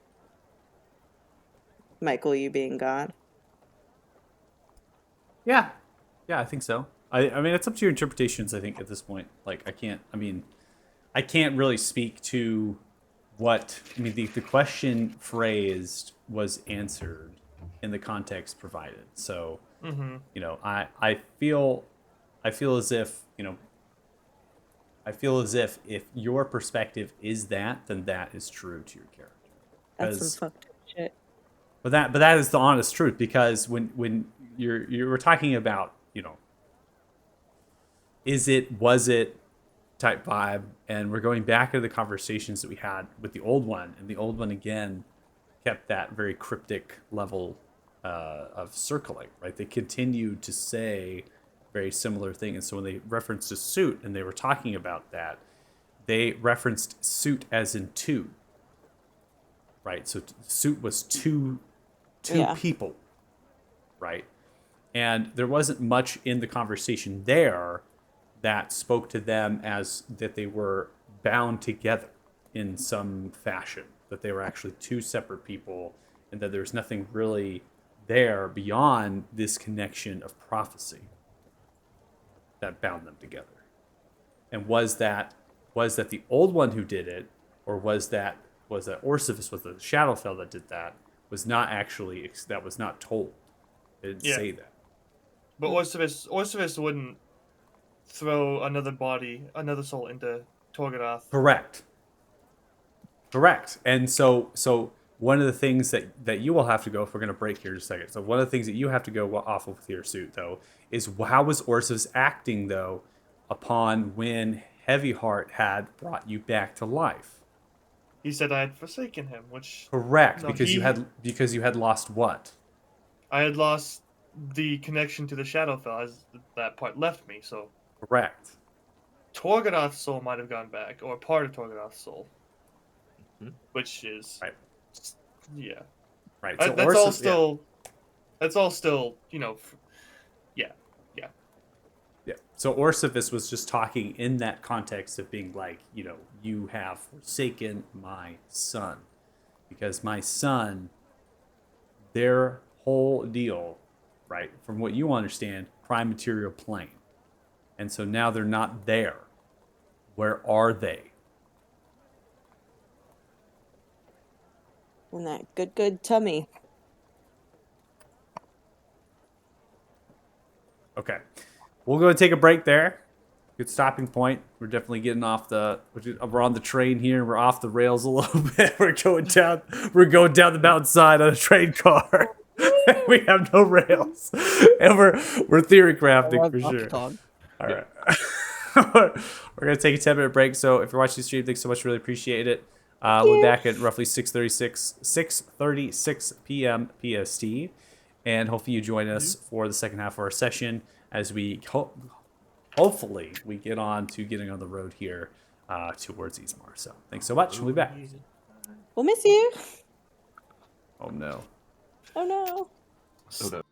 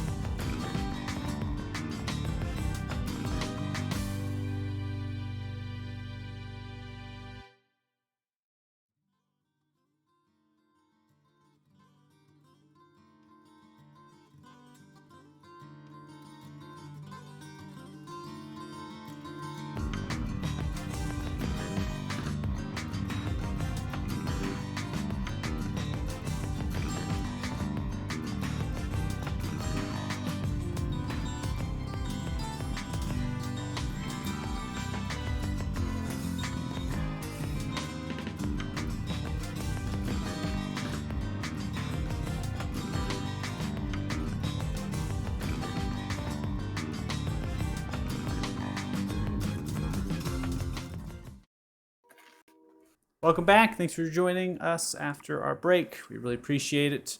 And we're going to get in for the second half of the Nameless Fellowship here. So, Varys, right, heading up towards Paxina's. Get up to the door. Naira, Paxina, you've just been at the table enjoying the food and the different talk and whatnot. Paxina's just relishing the opportunity to talk and hang out with somebody. Yeah. Varys, you're just knocking on the door? Can I ask really Um, quick? Or just busting in? Yeah, Can I- knocking would be. Can I ask really quick before the knock occurs? Can I ask you as the DM? It doesn't need to be directly to Paxina. Oh. We mentioned questions, and I won't sort of belabor it. But is it the impression I get that, which is the one we got originally, which is that Sylvana didn't use all of her cool shit because she was complicit in wanting us to kill her? Perhaps so. Yeah, I mean that's for you to reason with, right?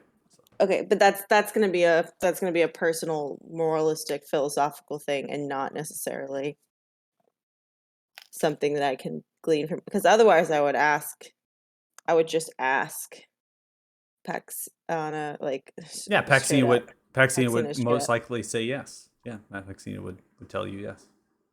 That they did not use their magic in full heart because they did not wish to kill. They did not wish to harm. Okay.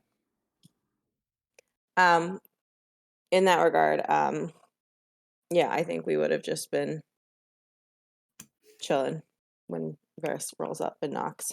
Okay. Varys is not knocking, so Varys, you bust in. Hey, But Bustin's dramatic. I mean, he just Takes kind the of log. Oh, With oh. stuff in, Yeah. nobody sees him. That's I a don't even bit think it's dramatic. locked, honestly. Kool-Aid man, bit dramatic. No, you just open the door. Yeah, he just kind of opens the door and like walks Okay. in, Okay. like, "Hey, Oh yeah. Naira, we're I guess it's time to leave. Everybody's at the gate." Um, did you want to smoke? Um, yes, but I think they're waiting, so we should smoke on the road. Yeah, that's fine. That's fair. I think I just look at Paxana and sort of, or Paxina, I don't know why I keep doing that, Paxina, and I'm just give her sort of like a, not like a nervous nod, but still feeling somewhat whatever, and I'm just sort of just like, see you soon. See you soon, darling. Good luck. Farewell. I leave with Varys and we smoke on the way. Okay.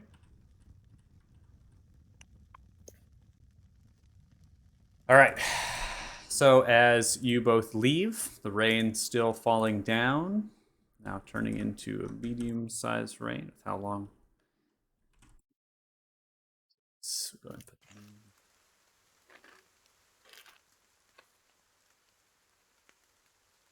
put some time.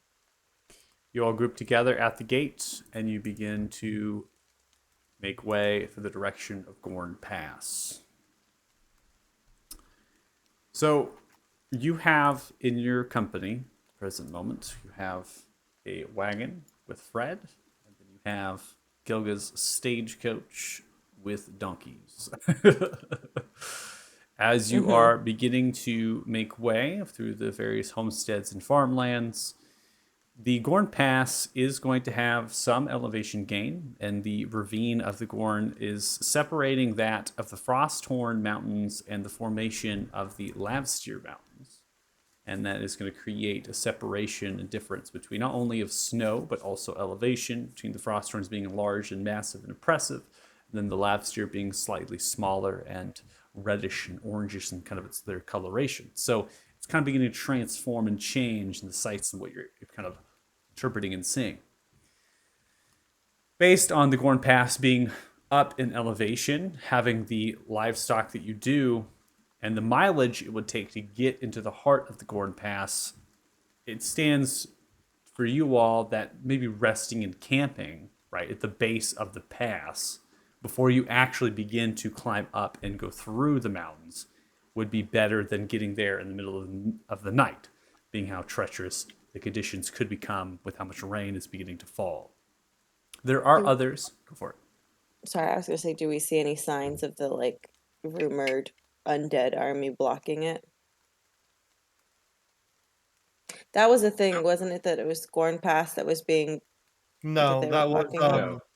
it was the Goron Pass was being occupied by the Dwarves.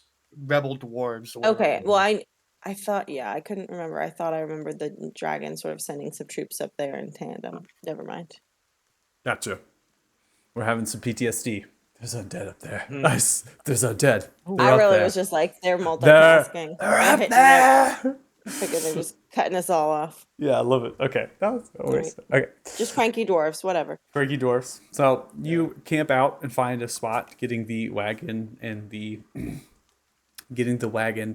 and the stagecoach pitched off. There are travelers that are kind of coming to you in a way, like they're on the road to go to the Horn Pass, but you haven't seen pretty much anybody coming down from the pass through the some 25-ish miles you have made way so far. So you haven't seen anybody coming down the road towards you. Just people in their homesteads and farmlands kind of getting towards the road and then going in the direction of the fort. The cobbled road with the kind of grass, it has a little bit of luxurious, almost like not marsh, but like moss type growing over top of the cobble, and the grass is like encroaching over it. And so it's becoming more wild as you progress, right? So the night falling down on this day, you are left to kind of pitch up a camp of sorts.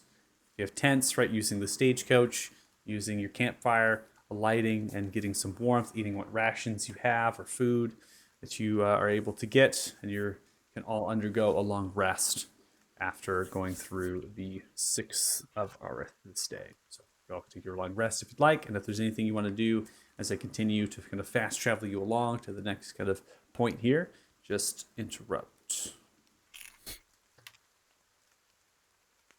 You'll see an error message that I changed the day.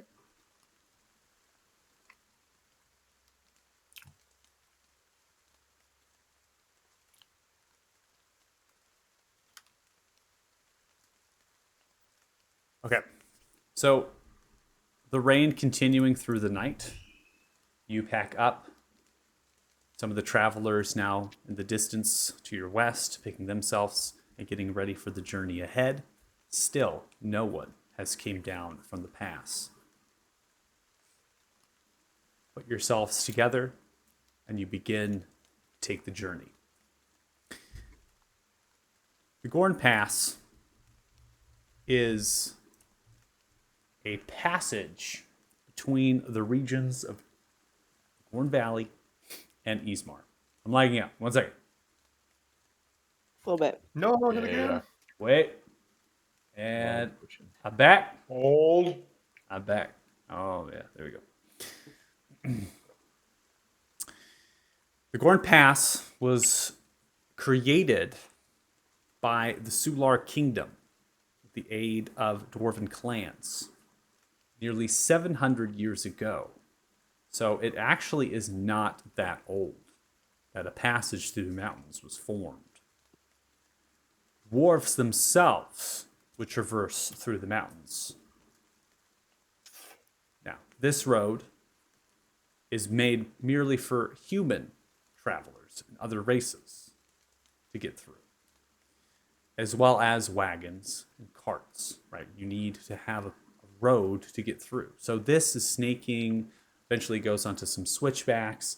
It continues to go, and you're brought, in terms of what you're seeing, is a in-between of a colorations from the Frosthorn side of like darker kind of light granite and then reddish orange stone on the other side. And then eventually it comes back to the Frosthorn side and back to the other side. Some areas are significantly wider than others, creating miniature kind of valleys up here. And you eventually get into a very tight area on the Frosthorn side in the little bit of the afternoon going in towards the evening, and you see what resembles that of a fort that has been constructed, and it occupies the mountains on the Frostthorn side here as it cuts through an impenetrable mountainscape from north to south. From your perspective at this distance, the fort has been particularly positioned to occupy the road. And it's a choke point funneling through. And the fort is also built on the mountainsides of the north and south. So technically, you're in the Frosthorns now, as we're kind of moving in the past, right? We're going between them. And I'm going to activate a scene, and then I'm going to describe it to you. An embedded mountainous fort that defends and controls the Gorn Pass. Stone walls encompass the fort, standing nearly 18 feet as they work around into the northern and southern cliff sides. Rocky protrusions on the north side overlook the road and are about 60 feet above the road's level. The cliff sides up to it are 10 to 15 feet to each subsequent level. So it's really understanding of how high that thing is. It's massive. The cliff sides on the opposite side are similar, except they work up to towers, built from bricked or solid stone. These towers are about 20 feet tall and have no gates or visible entrances. Braziers burn bright, with old smoke from the walls, towers, and protrusions, along with dwarven soldiers equipped with heavy armor, shields, axes, javelins, crossbows.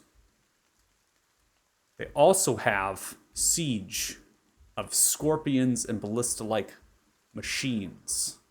And I say machines because that's what they look like. Some of the dwarves are robed and wield staffs.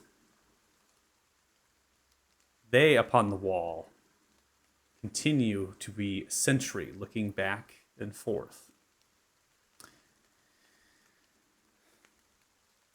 Wagons, common folk, await entry into the fort, which is closed off by two sets of double wooden doors. So in front of you is traffic. And then they open the doors and allow one in and close. Upon a quick scan of the fort, it would seem there's a mixture of solid stone and bricked in some areas of the cliffside's lowest points, along with small boreholes billowing with smoke, suggesting there are interior areas in the mountains. This fort is not simply what you see in front of you. It works into the map, north and south. So I have put your tokens down because this is observed right here. You actually are going around a bend, and you are literally right here. This is the very much intention of this fort, is to round a bend, catch people off guard, that this is here, kind of pitched upright. As you come from left and then right, bam, it's right there. And you're kind of pulling yourself, seeing the traffic in front of you, and then eventually you, right here, are the only ones. Traffic is cleared now and has gone inside the fort. The dwarfs on top just look towards you.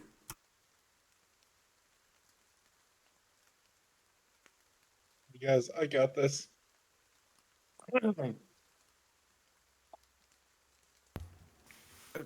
What do you mean you've got this? Ahoy! Oh boy. Oh boy.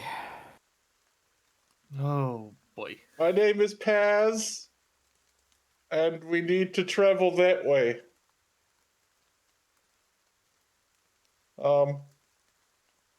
Please?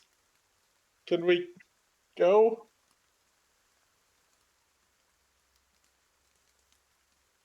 Dwarfs stare. One of them speaks. Pull your cotton cargo forward. You guys told you, like, just gotta be nice. I'm pretty sure they would have just let us in regardless. It's just a checkpoint. And Wingsong and I will just have drive Fred forward. Okay. Go ahead and pull Fred, and I will pull the wagon tile forward as well.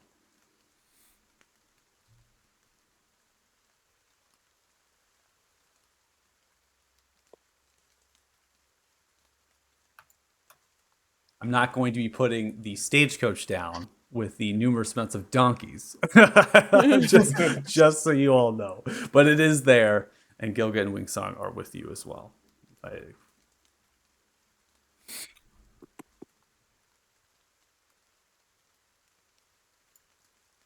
But the gates aren't open, are they? They're not. They're shut. Yeah.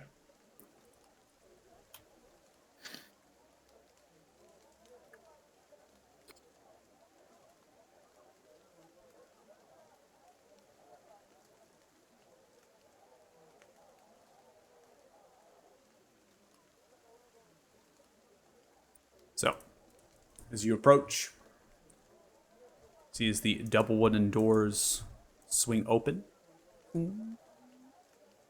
and dwarfs begin to funnel out towards you. They didn't do this to any of the others, did they? They did not.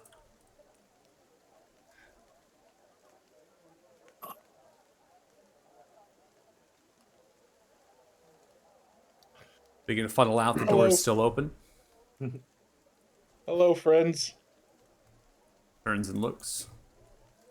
They stare and continue to look at the horse, look at all of you. Oh, be careful with him. He's stupid.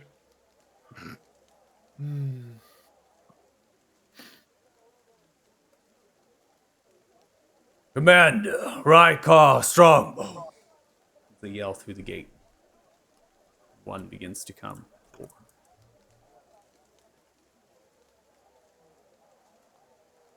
Pressing through, grabs the reins of the horse, stops. I've also hit something that's making the token snap, just FYI, instead of sliding around. So, just annoys about it.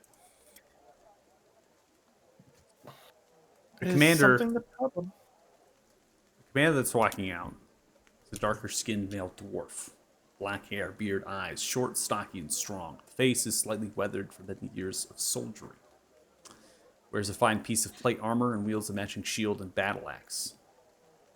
Upon the back is a large Gilgal-colored cape and Gilgal sigil, black boots, and belt. Lower your weapons.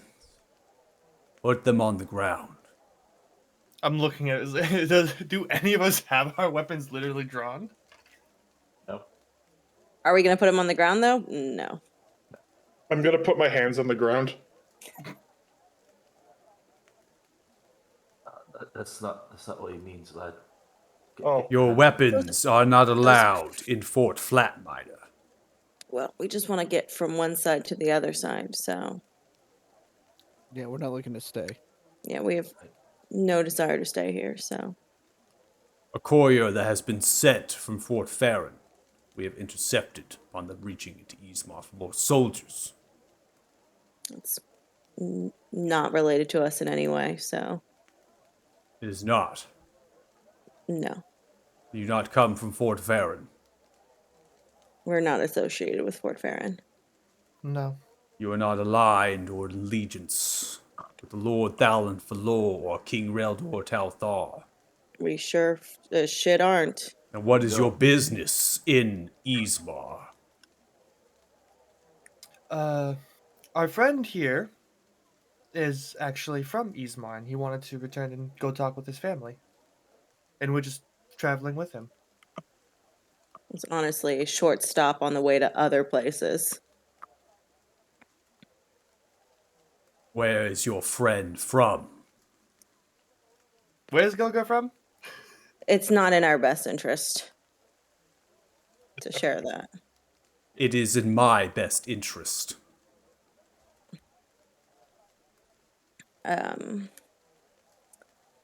he said that before, hasn't he? What would Gilga say in this situation?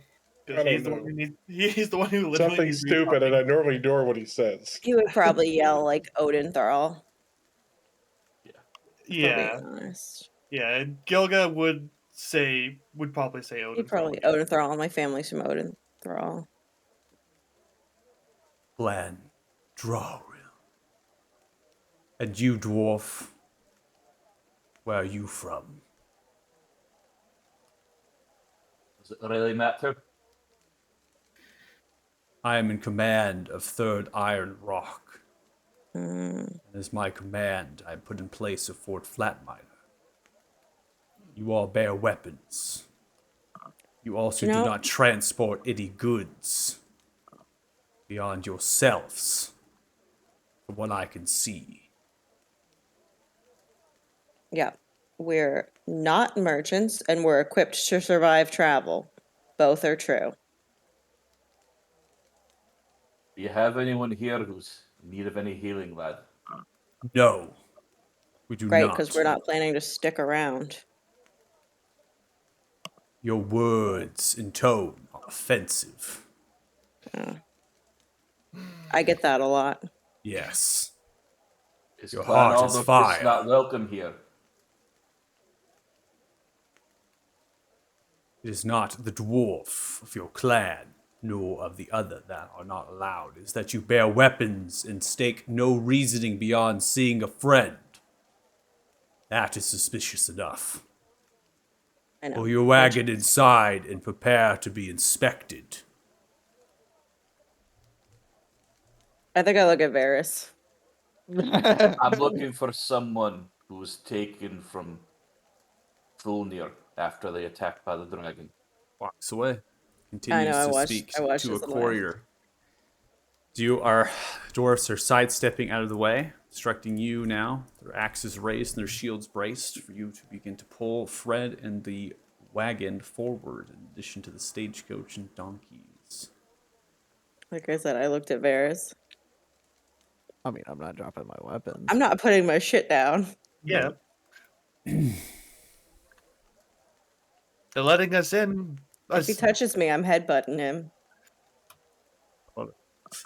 Tiles, bro. We got through half the battle. Now the other half is just leaving This- the other side. This gonna guy do comes it. up to my hip. I'm not into this. This is Just Well, let, some just of us let- are more intimidated by him because he's taller than us.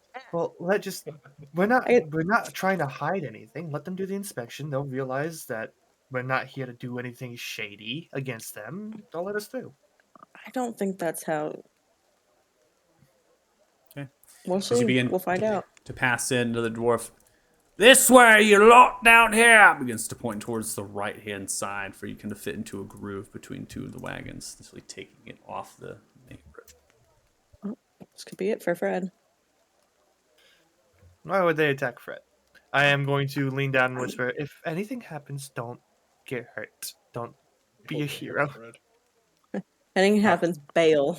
Coming into the fort with the walls encompassing around you, you see that there are many soldiers, particularly Fort Farron, that are manacled and bound on the ground without their weapons. Dwarfs are And that's- standing Oh, over shit. them. Exactly the Warrior. fuck why we're not. Courier is held on either side. Messenger bag torn from as the commander is looking within.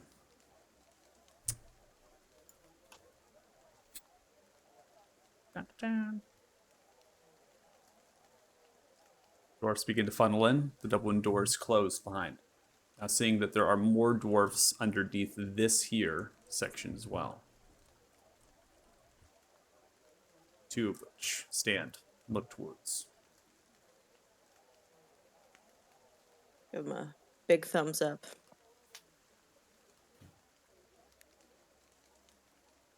Dwarfs themselves begin to funnel slightly into different spaces, all of which are looking very intently at all of you.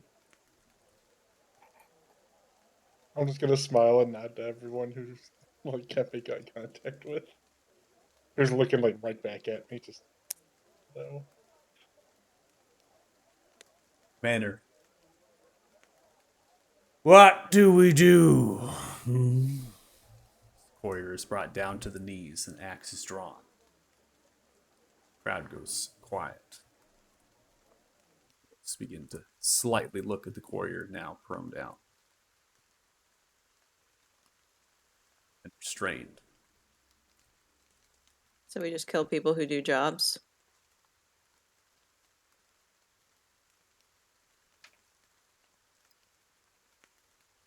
What do we do? Let us To the through. Tauthars that seek to grab more of the innocent from Ismar for their pathetic war. Did the guy with the prison camp just claim that other people are kidnapping people? Knees restrained.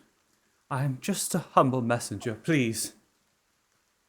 I beg mercy.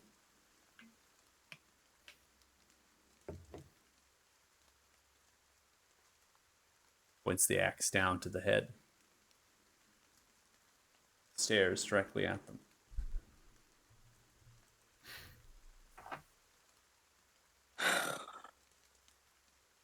You will be sent back. Commander Fort Farron.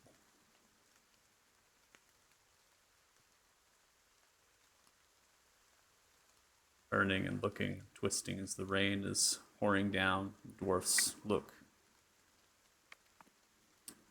Commander then takes the axe, I wouldn't do that if I were you. swings.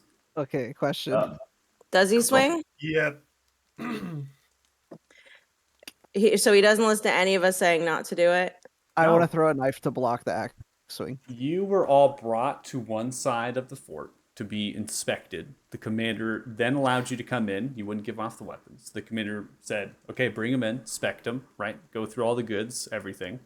Waiting for you all to kind of park up, settle yourselves down. The commander then went back into interrogating the courier, which conversation-wise was very repetitive of the courier continuing to beg, right?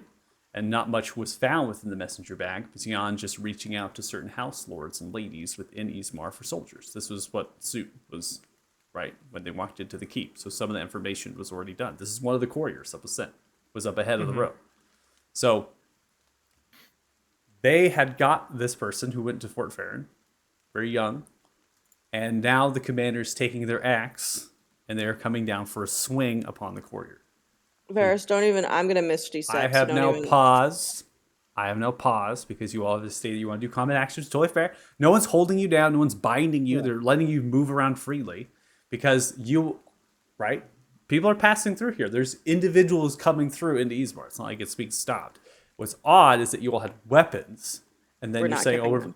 we're visiting a friend," and you're right. You're saying these things, They're right? gonna- That was honestly, weird. they're gonna fuck It's with us suspicious. anyway. So that's what I'm kind of saying. Now, as the axe is happening, the cart in the middle, those individuals are being kind of brought out, and their wagon is being taken. So the dwarfs are taking that wagon, and the three have left without their wagon, very seemingly sad and upset, and the horses are kind of brought off. So now they're taking supplies, taking individuals that are coming through here, their stuff, and then sending those travelers on their way. So the wagon is still technically there.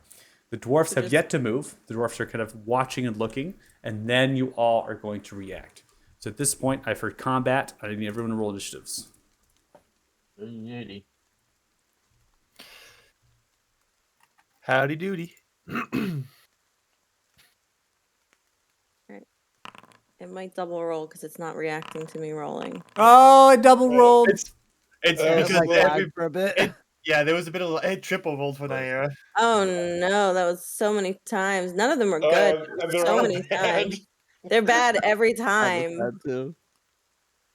Oh, I Varys, ha- you never roll bad. Why is it that when Okay, I'm when like you- up, why is it like whenever I'm up front in like a potential danger, I roll high? Just to clarify, there's no opportunity. Like we weren't in combat until we decided to be in combat. There's no opportunity to move before combat starts. You say we decided. Sorry. So part of this is allowing you all to do what you're going to do. Again, the world is going to function regardless if you're in it. They're going to continue to do what they do, right? The courier's here. They're going to, the commander's now striking down upon the courier. There's traffic moving in front of you. You're kind of left here without anybody else besides the courier, the soldiers, and the dwarfs around you.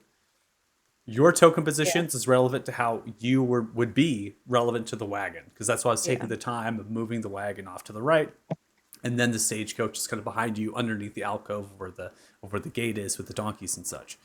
So your token position is accurate. You all have decided we're going to attack, so we're going to roll initiatives. We're going to get right to combat. I Now- only ask because if he's dead, I don't care. If who's dead? If the little idiot dies.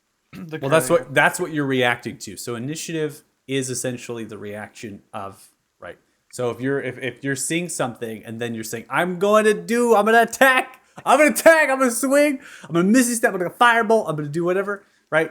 That means we're going to initiatives because then you're doing a combat related action which will either impede or stop another NPC or monster creature, whatever, right? So that's what that means.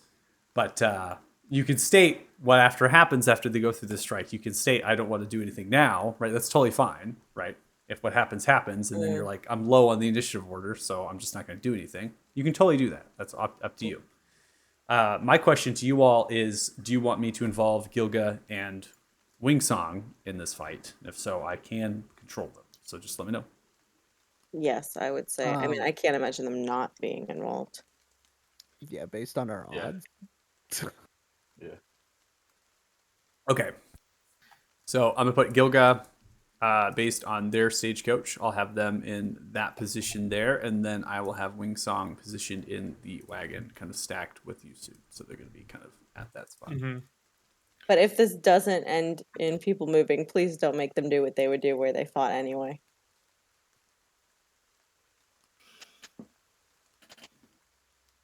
Okay.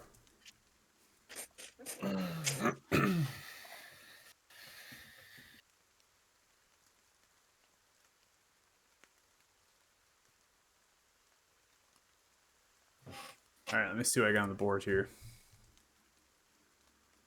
A lot of them. Mm-hmm. I think I got them all.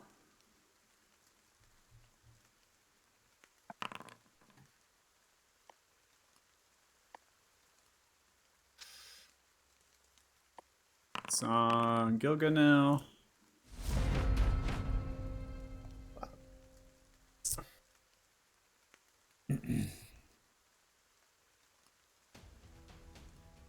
All right, Paz, you're up first. Round one.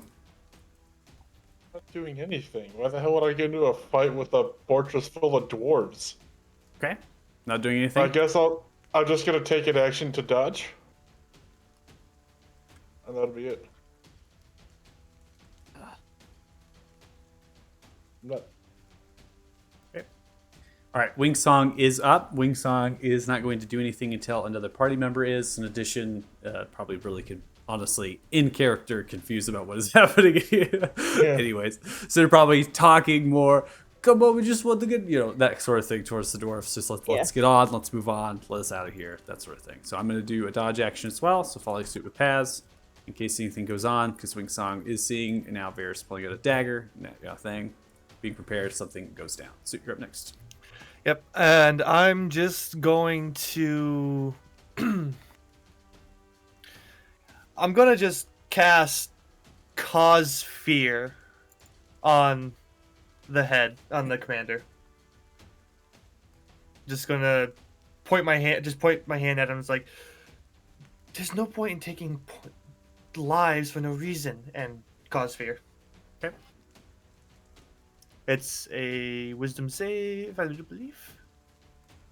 I got a target. Target. You.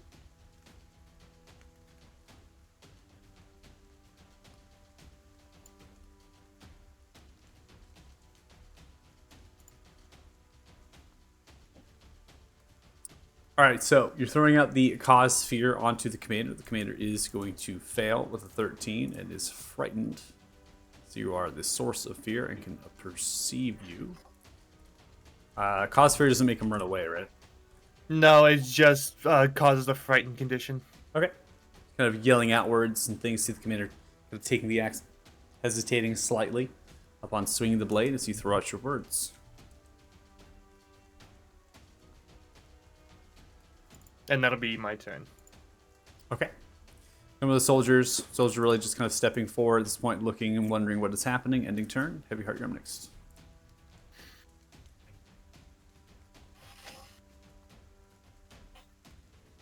This is very interesting situation. Chance you want some guardians? I'm sorry? Is it any chance you got some guardians? I mean, Shit's about to get wild. yes, but like, just throwing that out there like this when that's not really what we're looking to do. They like- decided to start murdering a person. Okay, and maybe we can talk him down from this. He's mid-swing. know, I think we're past that Mid point. swing, We honestly. just don't continue to escalate, and we end up like it. As See, like that's we the just problem. If I leave or we cast Spirit continue. Guardians, that's a fucking huge escalation. Okay? If I Yeah, we are cast that, literally in the middle of like 24 dwarves. yeah. We've been in worse odds. We've been in word. We've killed. How many dwarves have we killed? These ones like sunlight. Whatever. We were prepared for that. Yeah. We weren't surrounded by them. We came in at a point. Yeah. So think say 100%. something and then hold an action.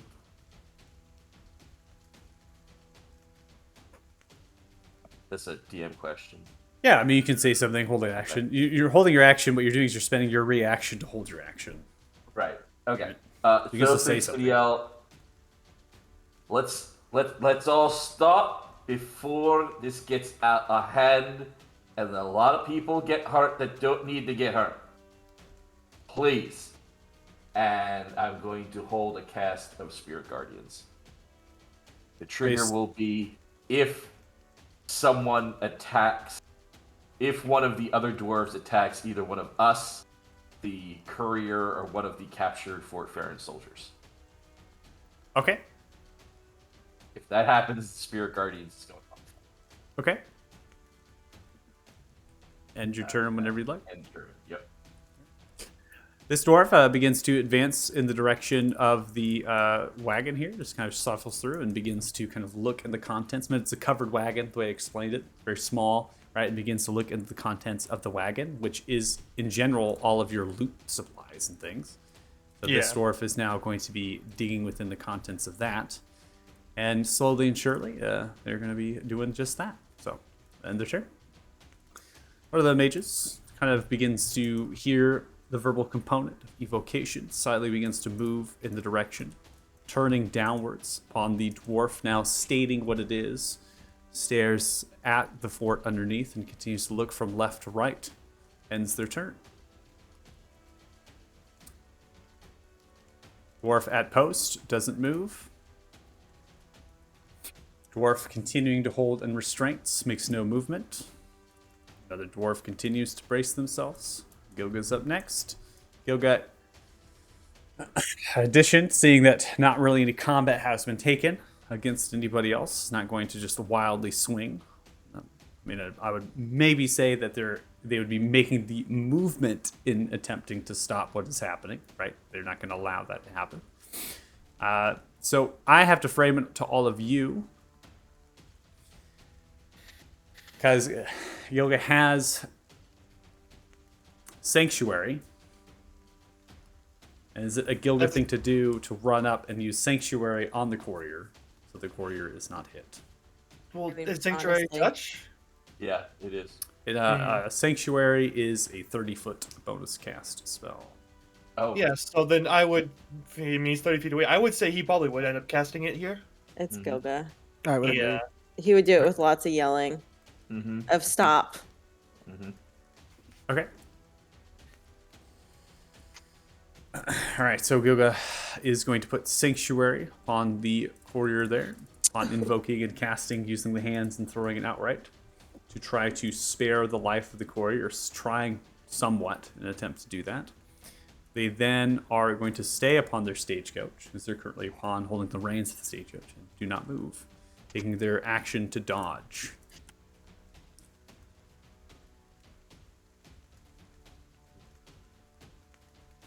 Ending turn. We now come to another soldier. Soldiers is slowly beginning to kind of move across the wall, staring downwards, looking intently. Another soldier maintaining post, looking at the eastern direction. This soldier is now kind of turned and looked in the direction of the stagecoach, and then turns at what Heavyheart had said and begins to move in the direction and pushes the shield up against you. Don't fucking move. Continues their pushing, just kind of making a barrier, right? Pushing you and kind of keeping you away from what is happening in front of you. Mhm. The soldier still has the reins of Fred. Fred looks at the soldier, squinting down. The dwarf, Oh, God. "Oh," with wide eyes.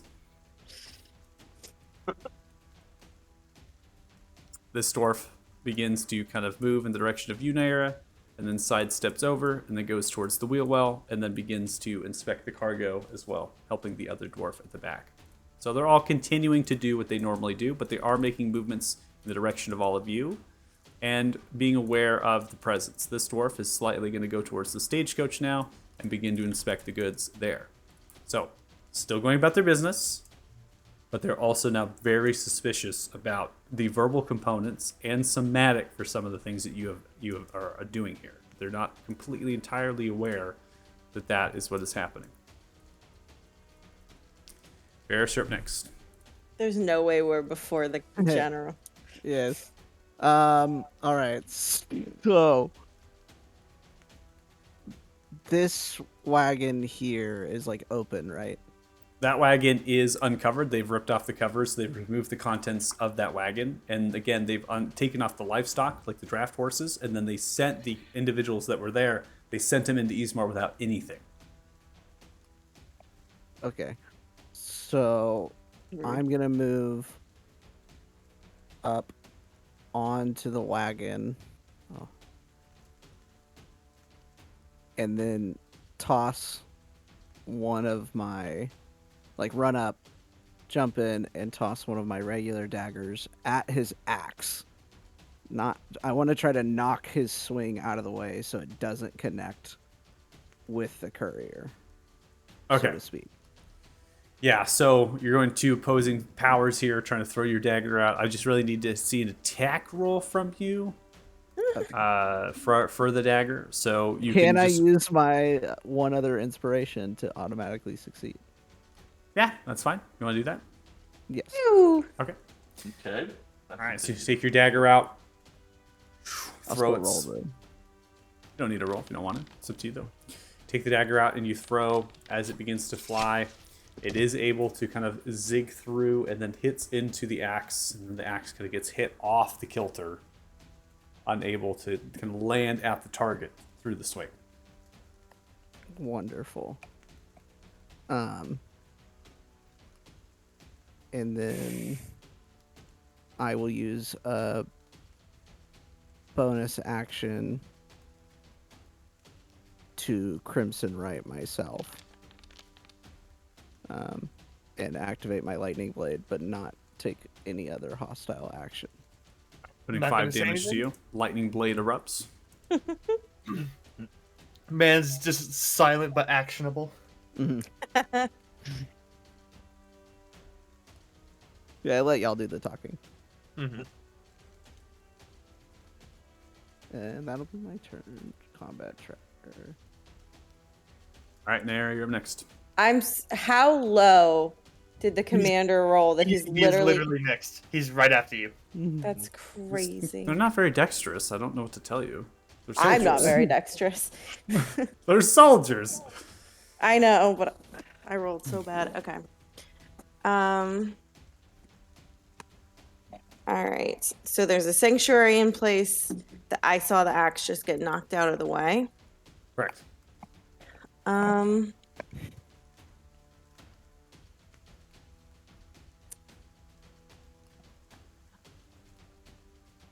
One sec. Sorry, I thought I knew what I wanted to do, but I think I'm gonna stay where I am from now, and since he's not potentially in immediate danger to the courier, I'm gonna hold my action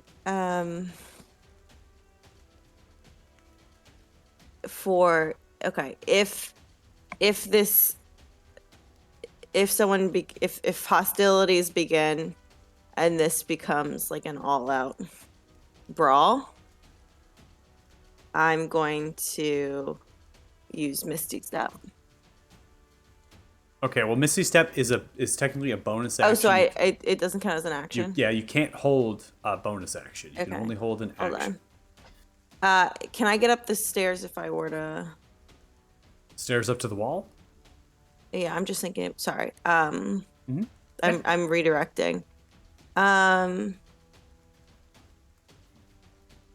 Okay, so I can't hold a bonus action. Sorry, I'm redirecting what I was gonna do. I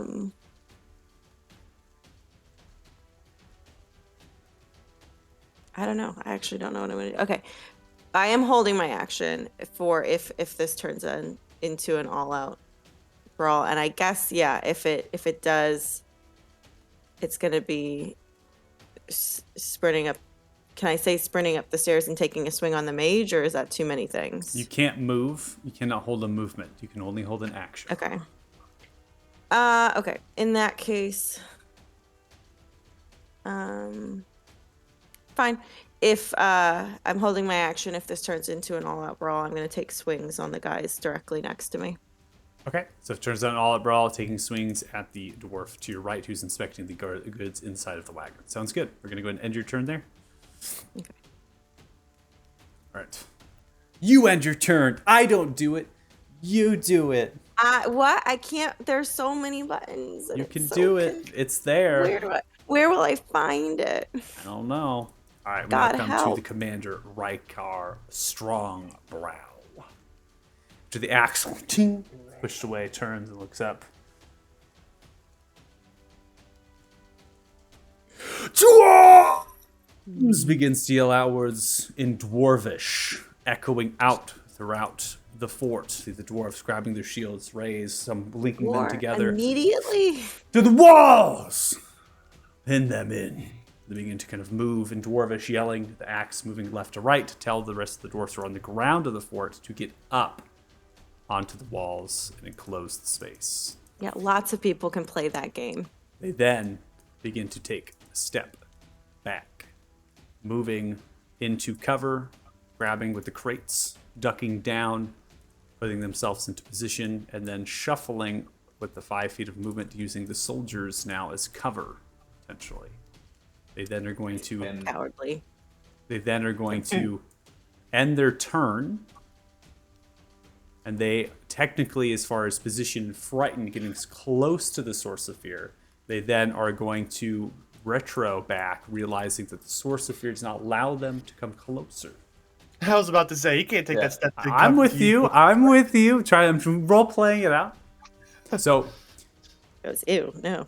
So hold action wise, right? For your spirit guardians, they did not actually attack the courier. They did not attack the soldiers. In fact, all they did was yell out commands and then backtrack towards the crate.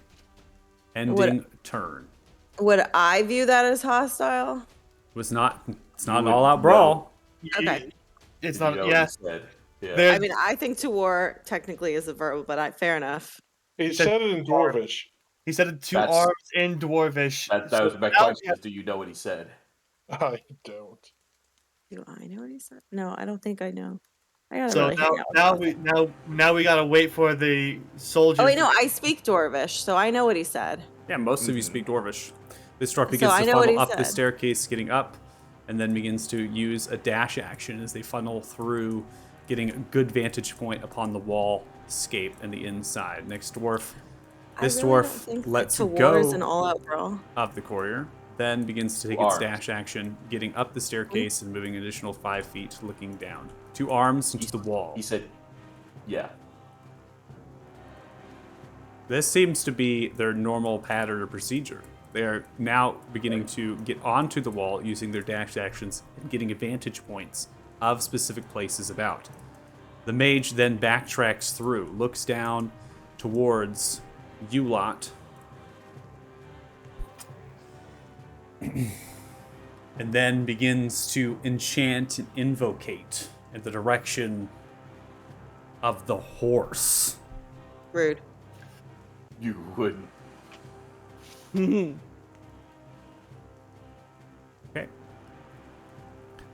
There's going to believe. Let me see if I can get it to. Sometimes it might force me to do the saving throw. So I'm gonna actually have you do the saving throw here, since Wingsong's not here. So I usually am gonna let you divide what you want to do. This is gonna be a Maximilian's Earthen Grasp.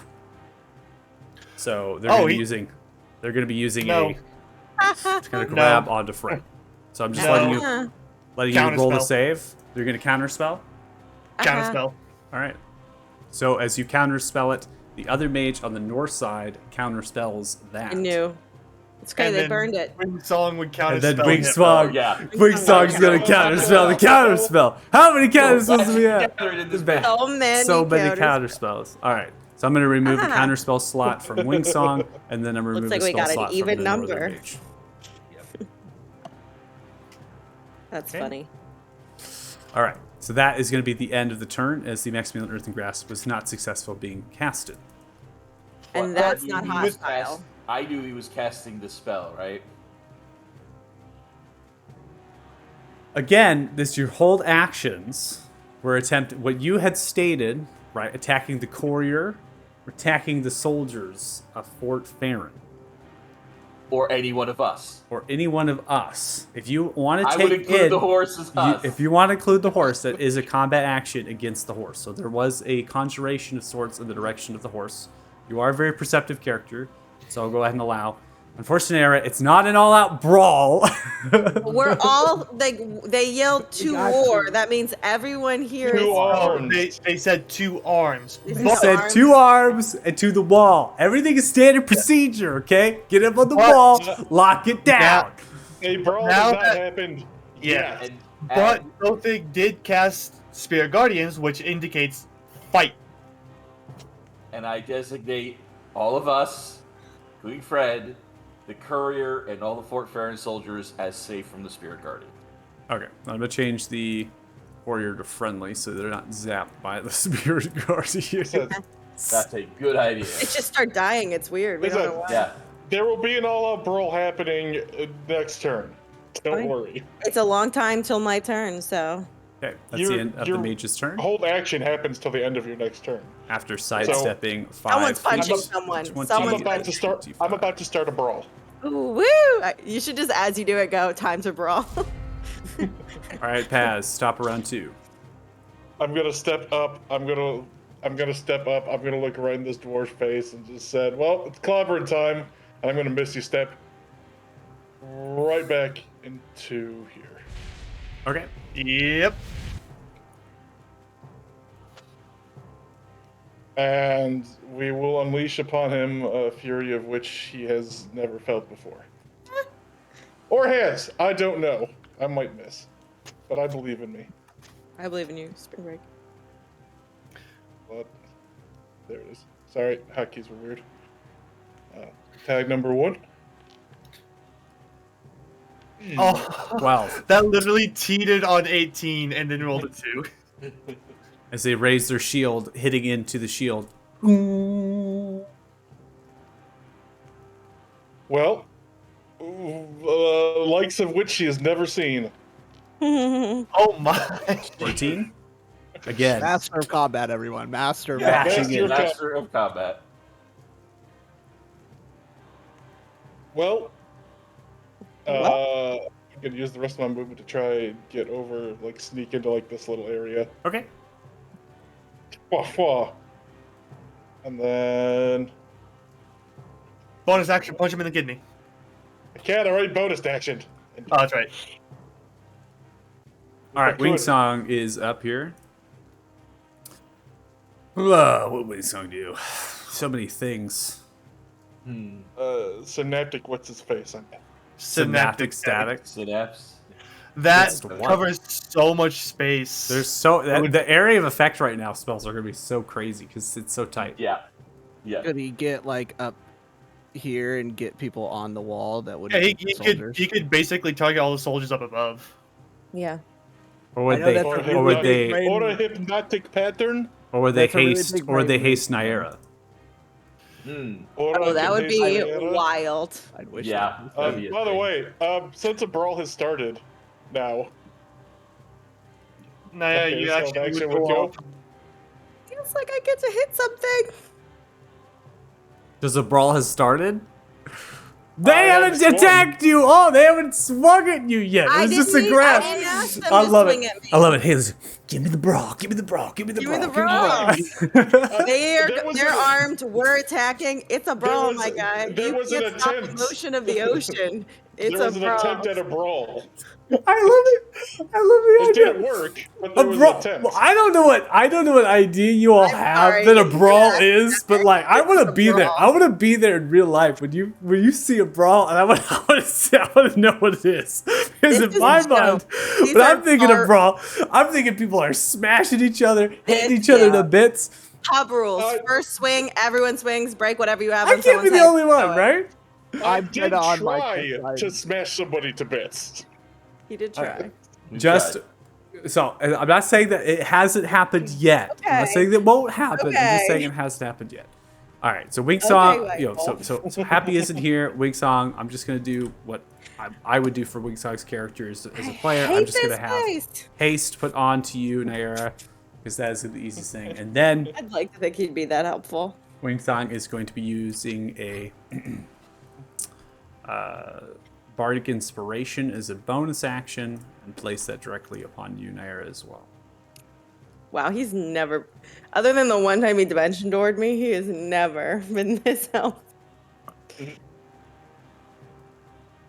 All right, what That's is the this? end of their turn. They stay in the cart, unmoving as they evocate and cast their spells and inspire you. So you're up next. Yep, and I heard him say 2 arms, get on the wall, and pin them in, so... Not a problem. Yep. With that being said, I am just going to cast... Yeah, I'm going to cast Darkness. Okay. And, Ooh. And I'm going to use 3 sorcery points to cast it. I love that song. Okay. And if I use sorcery points, I don't believe it uses a spell slot. I have to look. I'll figure that out afterwards. Okay. And I'm placing it on this set of stairs over here to just basically envelop this entire stairwell, the mages, the people up here, so they just don't know what's going on. Okay.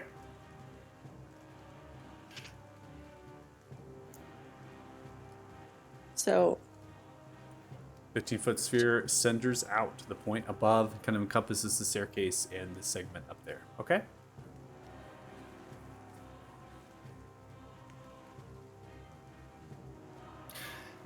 Yeah, it's 2 sorcery points, and it does not consume a spell slot if I do it this way. Okay. Sounds good. And I can see through it. Okay. And as a bonus action, I will I'll just throw Nah, I'm not gonna spend a bonus action. I'll end my turn there. Okay. All right. So now we're gonna come to. better fucking hit Ace. someone. I would have, bro. I would have, bro. I swear to God, I showed up to I this tried. for I a would have, fight. bro. I tried. Then I getting know, up on the you did wall, try. God said taking no. their dash as they begin to funnel onto the wall. Ending turn. Heavy Heart, you're up I'm not next. doing that. They're soldiers. They follow orders. Bullshit. It's fucking bullshit. All right. I hate this house. I want to live with mom. Mom would have let me, bro. Nothing's gonna look at the one who came up to him all pushy with the shield and say, "Lad, you made a bad choice today. This doesn't have to end like this. Everyone, all of you, put down your weapons, and none of you needs to get seriously hurt." Yeah, his first request was for us Yeah, well, now we flipped the script. to not murder anyone. And actually, let me just check. Yeah. As I say that, I am casting Thaumaturgy so that my voice booms out over this whole fort. Okay. Roll intimidation. That's my action. What's that? Roll intimidation. Oh, we will certainly roll an intimidation. Oh, that was almost really nice. Man, So as you roll an intimidation check to throw out your voice and boom it, in addition to thaumaturgy, the dwarf in front of you chuckles. The rest of them group their shields together to fight. No one's moving. Alright. you're muted, Haley. Ending turn, we come okay. You dealing could have read the 15 lips on that points one. of radiant damage with a fail save of all 17, know hitting it a part, taking the blows, then beginning to turn with a disengage. This one begins to make way away towards the circus. literally- Are you taking attack of opportunity? Can I? Yeah. Disengaged. Well, If you take an Well, attack of opportunity, you cannot swing as in a brawl. But that was my guy I was going to swing on anyway. Would I still be able to take my You held can- action if the person Your I was held gonna take- action is in lieu of a reaction. Okay? So you can take Okay. your reaction to take attack of opportunity, or you can take your reaction to continue your hold action, waiting for a brawl. I'll let you give you those options. We're They gonna have not fucking swung. brawl. Okay, you're gonna wait for the brawl? No, No. I'm gonna bring the brawl. Okay, swing away then. I You got am one- the brawl. No, you could- You're you seriously take- gonna make. You're seriously gonna make me wait until they hit us? They're gonna hit us. They haven't swung. There's no brawl. That's what I'm saying. Yeah. I can't give it to you, Haley. I wish I could give it to you, but it doesn't fit the description of what you held. It Don't just lie to doesn't. me. Don't It lie to my doesn't. face that they're not gonna swing on us eventually. They are funneling Yeah, to get they positions haven't of yet. their Is soldiers. the thing. I also literally just swung on at their commander. Yeah, there's no way they're not swinging on us, right? Because But he already left your range anyway, just hit him. yeah, he was who I was gonna hit anyway with my held action. Then So I'm gonna hit him. use your We're reaction gonna to swing. brawl. All right, We're swing. gonna brawl. Swing. Bring the pain. Target and Don't swing. don't be mad at me I'm for not wanting mad. to play I'm your not. game. I'm not mad. I can't give you everything. I can't give you everything. Can't I give me can't- everything. I can't just What make kind like of a god are brawl you? happen. Be like, I'm gonna hold action to brawl. A brawl literally happens right now. The sign of an all-out brawl, and I take signs very liberally. Well, just take your swing. Throw I'm it out. gonna. Has this only reached Tiny Brick status? It's not quite a brawl yet? That's shit. That's a good question. Close out the window if Wait, you don't need the bardic. Is it? I mean, maybe we're not quite Donnybrook, but we. could- 27 I sure hits. don't. I sure All don't right, need bardic. cutting the dwarf through the back, 22 points of damage as you kill the dwarf. It takes A the blow, canal trying to incident? disengage, Brawl. getting away, taking the sentinel away, and you yell out, "Brawl! Brawl!" Brawl! Brawl! Brawl! Brawl! All right, fuck y'all. All right, ending turn. What- Now what come did to a you say about mage taking in the this- darkness. What's that? Sorry, when you said taking the sentinel away, you mean that was his title, No, or did you. I lose sentinel? No. So sentinel means you can take attack of opportunities even when they disengage. So Got it, got it. Target disengaged, left your attack of opportunity range, you were able to get a hit. Thought you were being mean and you took something from me, and I No. was like, that's rude. That's Wow. This That's mage so is then mean. going to move 10 feet using the wall as a guide through here is going to get 10 feet out and then move 5 additional. Look down at the rest of you all. And just begins to stare in the direction. Well, I murdered the heck out of that guy, so So, They then now it are is a going- fucking brawl. that was a goddamn brawl. They then are going to throw out a hypnotic pattern. Oh no. But I'm not there. Michael, I'm.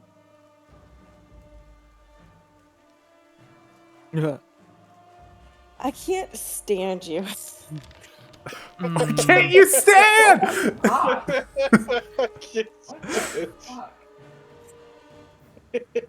What do I have to be?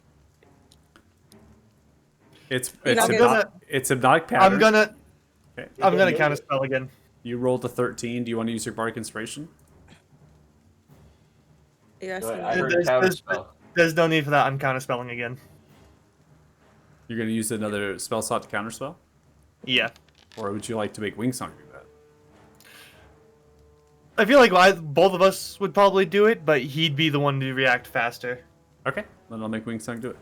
I'm going to close out the window so your bardic inspiration is still there, and then I'm going to remove the template. If you're going to counterspell, Thank you. do it promptly. That's all I can ask. Yeah. That's the first warning for that one, because if you're going to counterspell late and we already have saves rolling through automation, I'm just going to let them go. So I'm going to reduce the Wing Song who's going to counterspell, taking away the last 3rd level spell slot that they have. And the Hypnotic Pattern has been countered, ending the mage's turn. Now, soldier here caught inside of the darkness using their wall here to get out. They then are going to come at the cusp here looking down, so that one's above. And as they look down, they then see what is happening. They're going to be taking a javelin out and chucking it in the direction of Naira. Do it. Give me more incentive to brawl. 20 Because Michael is going won't. to be miss. As the javelin misses, that is the end of their turn. I'm off. A brawl has officially started. Yeah. Fuck yeah, it has. Okay. Brawl. 26 points of radiant damage, a fail of a 14. That target is dead. The one that was restraining the courier, as they're hit by the radiant, your spirit guardians, and they're crushed and different things are happening to them. It's very gross. We don't need to describe that. They are no longer living. Ending turn. It's yucky. Yeah. Next on the wall here, Scythe leans over, turns, and looks in the direction. Begins to look outwards, grabbing a crossbow out. They're going to go for a fire at Varys, who's at the cart.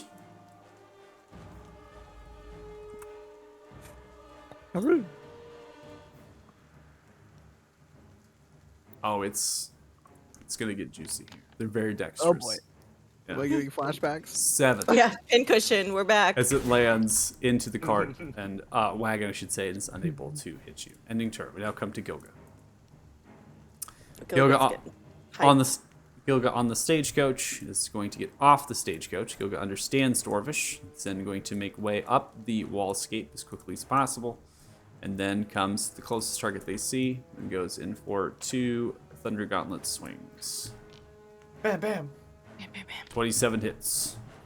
Oh, jeez. 11 points of radiant damage dealt. Then goes in for a second Thunder Gauntlet swing.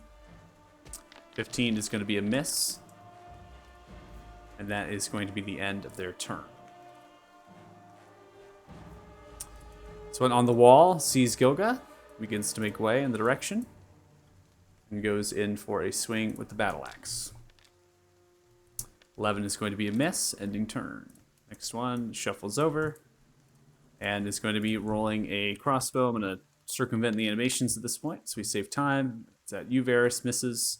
Ends turn, come to a soldier. This one directly in front. Oh my Fails to save with the 2, takes 30 points of radiant damage, and is vaporized and is dead. How about Ending that Spirit turn. Guards upcast, everyone?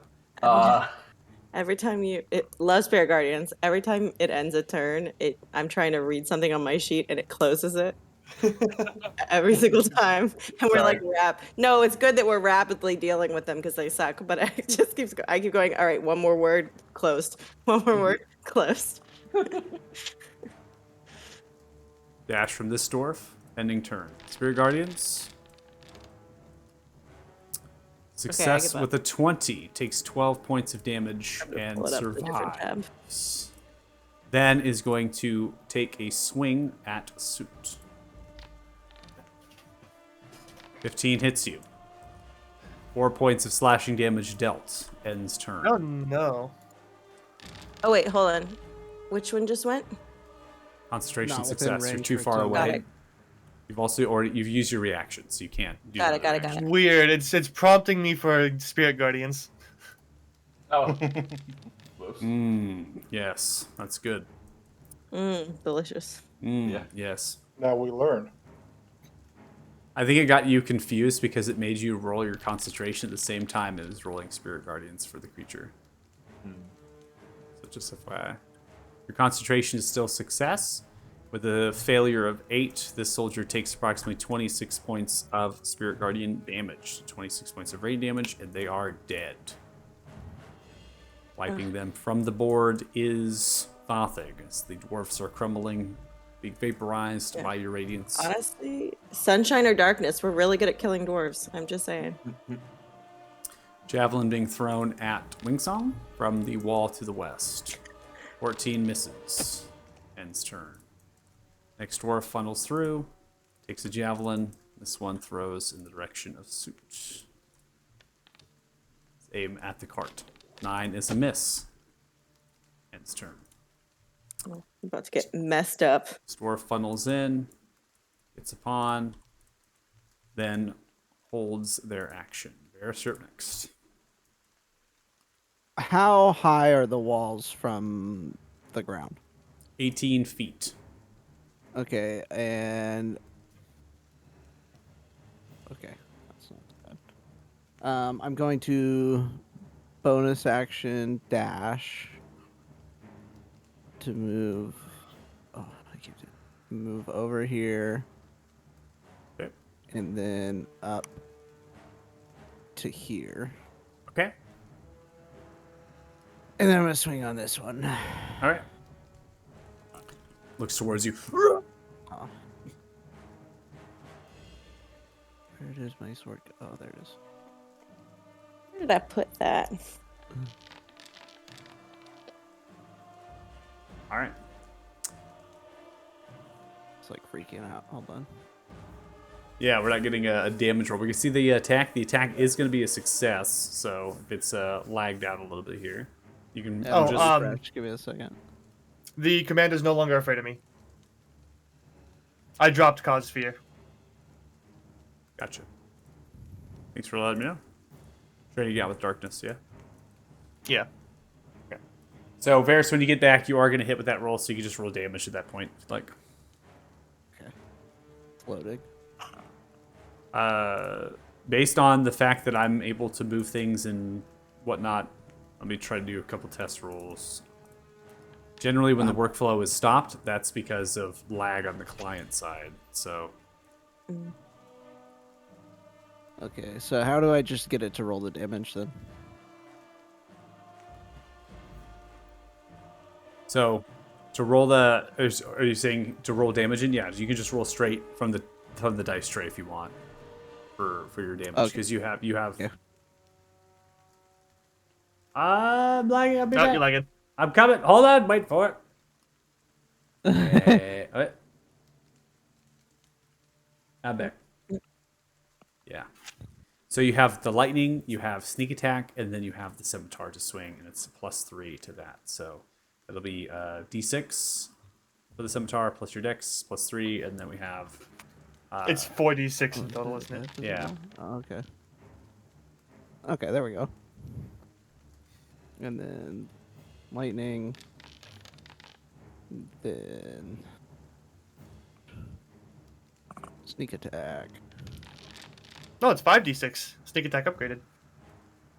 And then can I still wails from the grave? Yes, and then I'm gonna wails from the grave. The one on the other side. Okay. Man just walked up, decapitated this poor guy, and then It Love made to his ghost scream at the other one.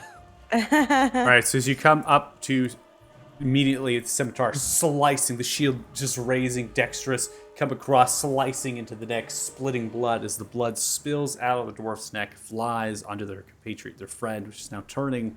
And the positioning of Gilga as well as you, the blood then turns to hollowing spirits, wails, striking into them, sizzling their flesh. I'll let Gilga punch that one, and as my second attack, I'll turn and throw my dragon dagger. a nat 1. Will you now? Oof. I mean, I'm gonna throw it. I'm gonna miss though. It's not hitting. As you throw the dagger, you can see it skitters into the darkness. Literally. Shit. Ding, ding, ding, ding.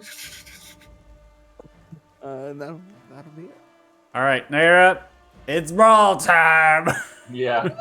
Bro. It's brawl time. Because we have a flat cutoff at 8, it's going to be you and you alone. Sick. Love to end on a high note. All right, so can I am I able to Misty Step up by Varys and Gilga? Yeah, that's fine. Okay. Just wanted to check. Mhm. All right, I'm going to bonus action Misty Step as soon as I find it. It's in features, isn't it? Yeah, I'm going to bonus action Phase Step. Usability. Consume available usage. Please, yes. Beautiful. Okay. And the mage should take fire damage. Okay. That's 4 points of fire damage, right? I think so.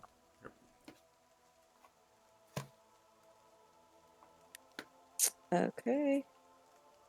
All right, sorry. All right, I have haste on me, so I can take how 4 many? attacks.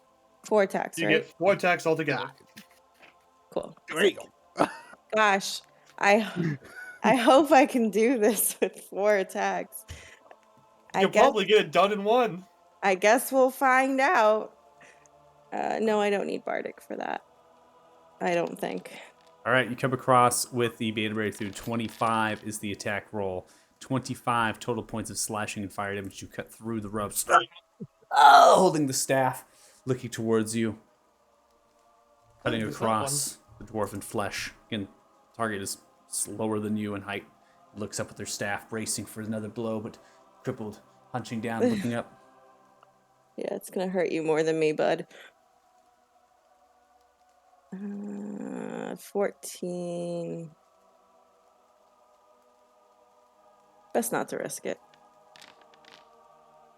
19 is going to connect. Swing your second strike. As you do, cutting this dwarf down into the ground. They are dead.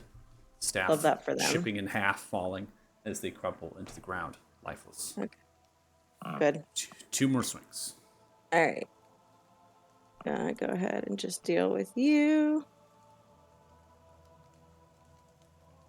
Did it click? I don't want to click it too many times. I don't think it clicked. I don't see anything come through on my end. Okay. It's coming through now. Going for 15, raising the shield, bashing into the shield, turning the blade around. They are unhit. Fair enough. As you come across for your second strike, raising its shield, I you got hear 4 them today. mutter out, begin to say the names of their wife and their children, cutting the shield in half into their face and into the rest of their body. They're gone and dead. You crumpled into picked the your ground. side. This is war. Bye-bye.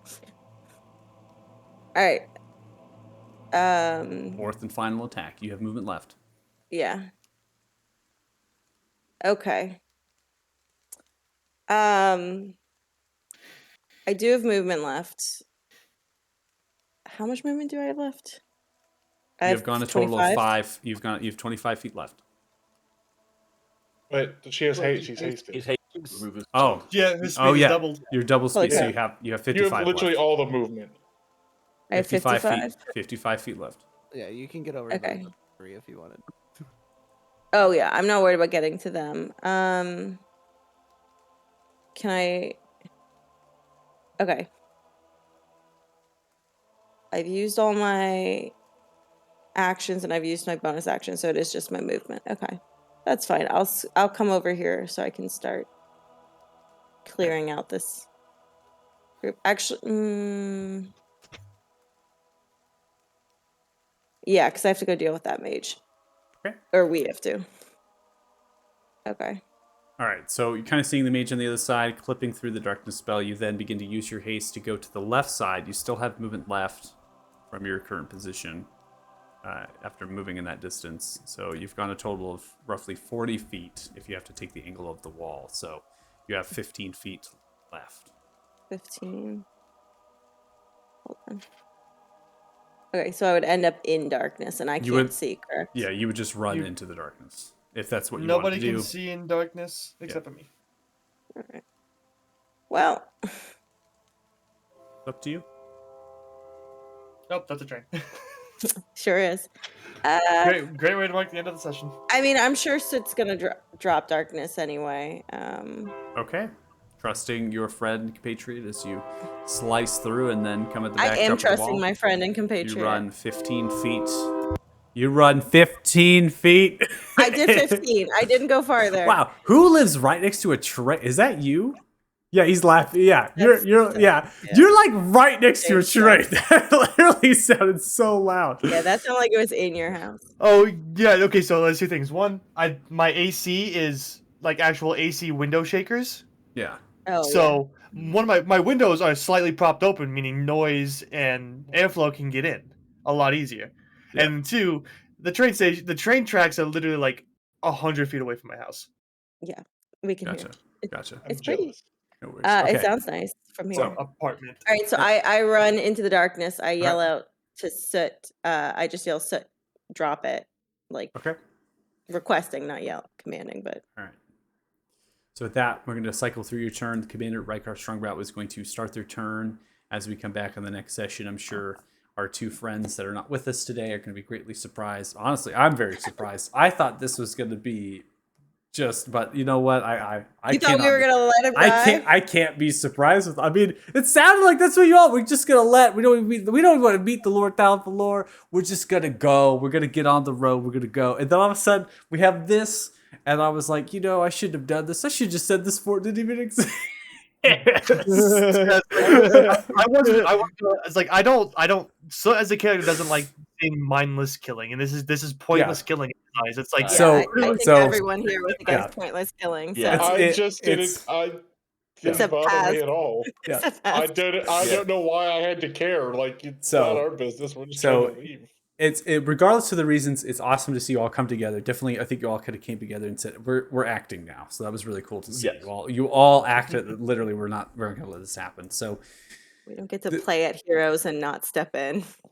these are soldiers, and through the limited combat you've just had, the second round, finally things are happening. Is that they are soldiers? They are not highly trained adventurers or anything. They're just low-level fighters, and they're kind of making way, taking orders on this fort, and you're kind of cutting through them as you're causing a lot of absolute destruction. So to note here, though, as we are going to kind of come to the commander for all of you, the towers, the 4 towers that surround are higher up than the walls of the fort. Mm-hmm.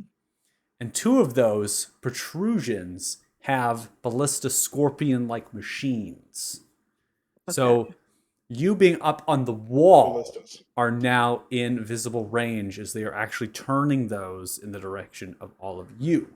Okay, so just going to clarify that when we start in the next session, so you're aware now for perception-wise, now that we're kind of simmling down and we're on the wall. So, anyways, I do not have any experience for you. Which two? What's that? Do we know which two? Sorry. Okay, And over here.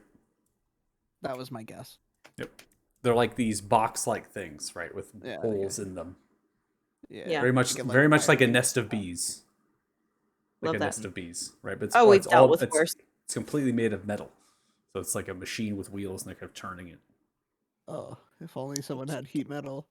Oh, if only. So no experience points to awards you because you were in the midst of combat, and obviously it wouldn't matter much. We just had a level up anyway. So, and now we're in a brawl. We're in a brawl. We're Haley, in a brawl. You said I hold action for a brawl, and you made a brawl happen. No, no no, no, worries. no, no, no, Yeah, no worries.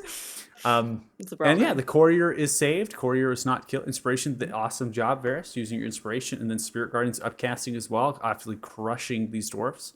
And it seems ruining lives. we'll see what happens next session, but everything's looking really, really good. So I didn't want to kill anyone. I did like there's soldiers doing their job. Shouldn't have tried killing them. But I was on the objective. Like I just don't want them to. I just don't want anyone to die. And I'm over here like slay. hey, you know what? It happens. It's happened, and don't feel bad about it. These Crazy. things, like I said, Just started dying. It's weird. the world spins. So I'm gonna close out the it's like- stream. If you're watching, thanks so much. We really appreciate it.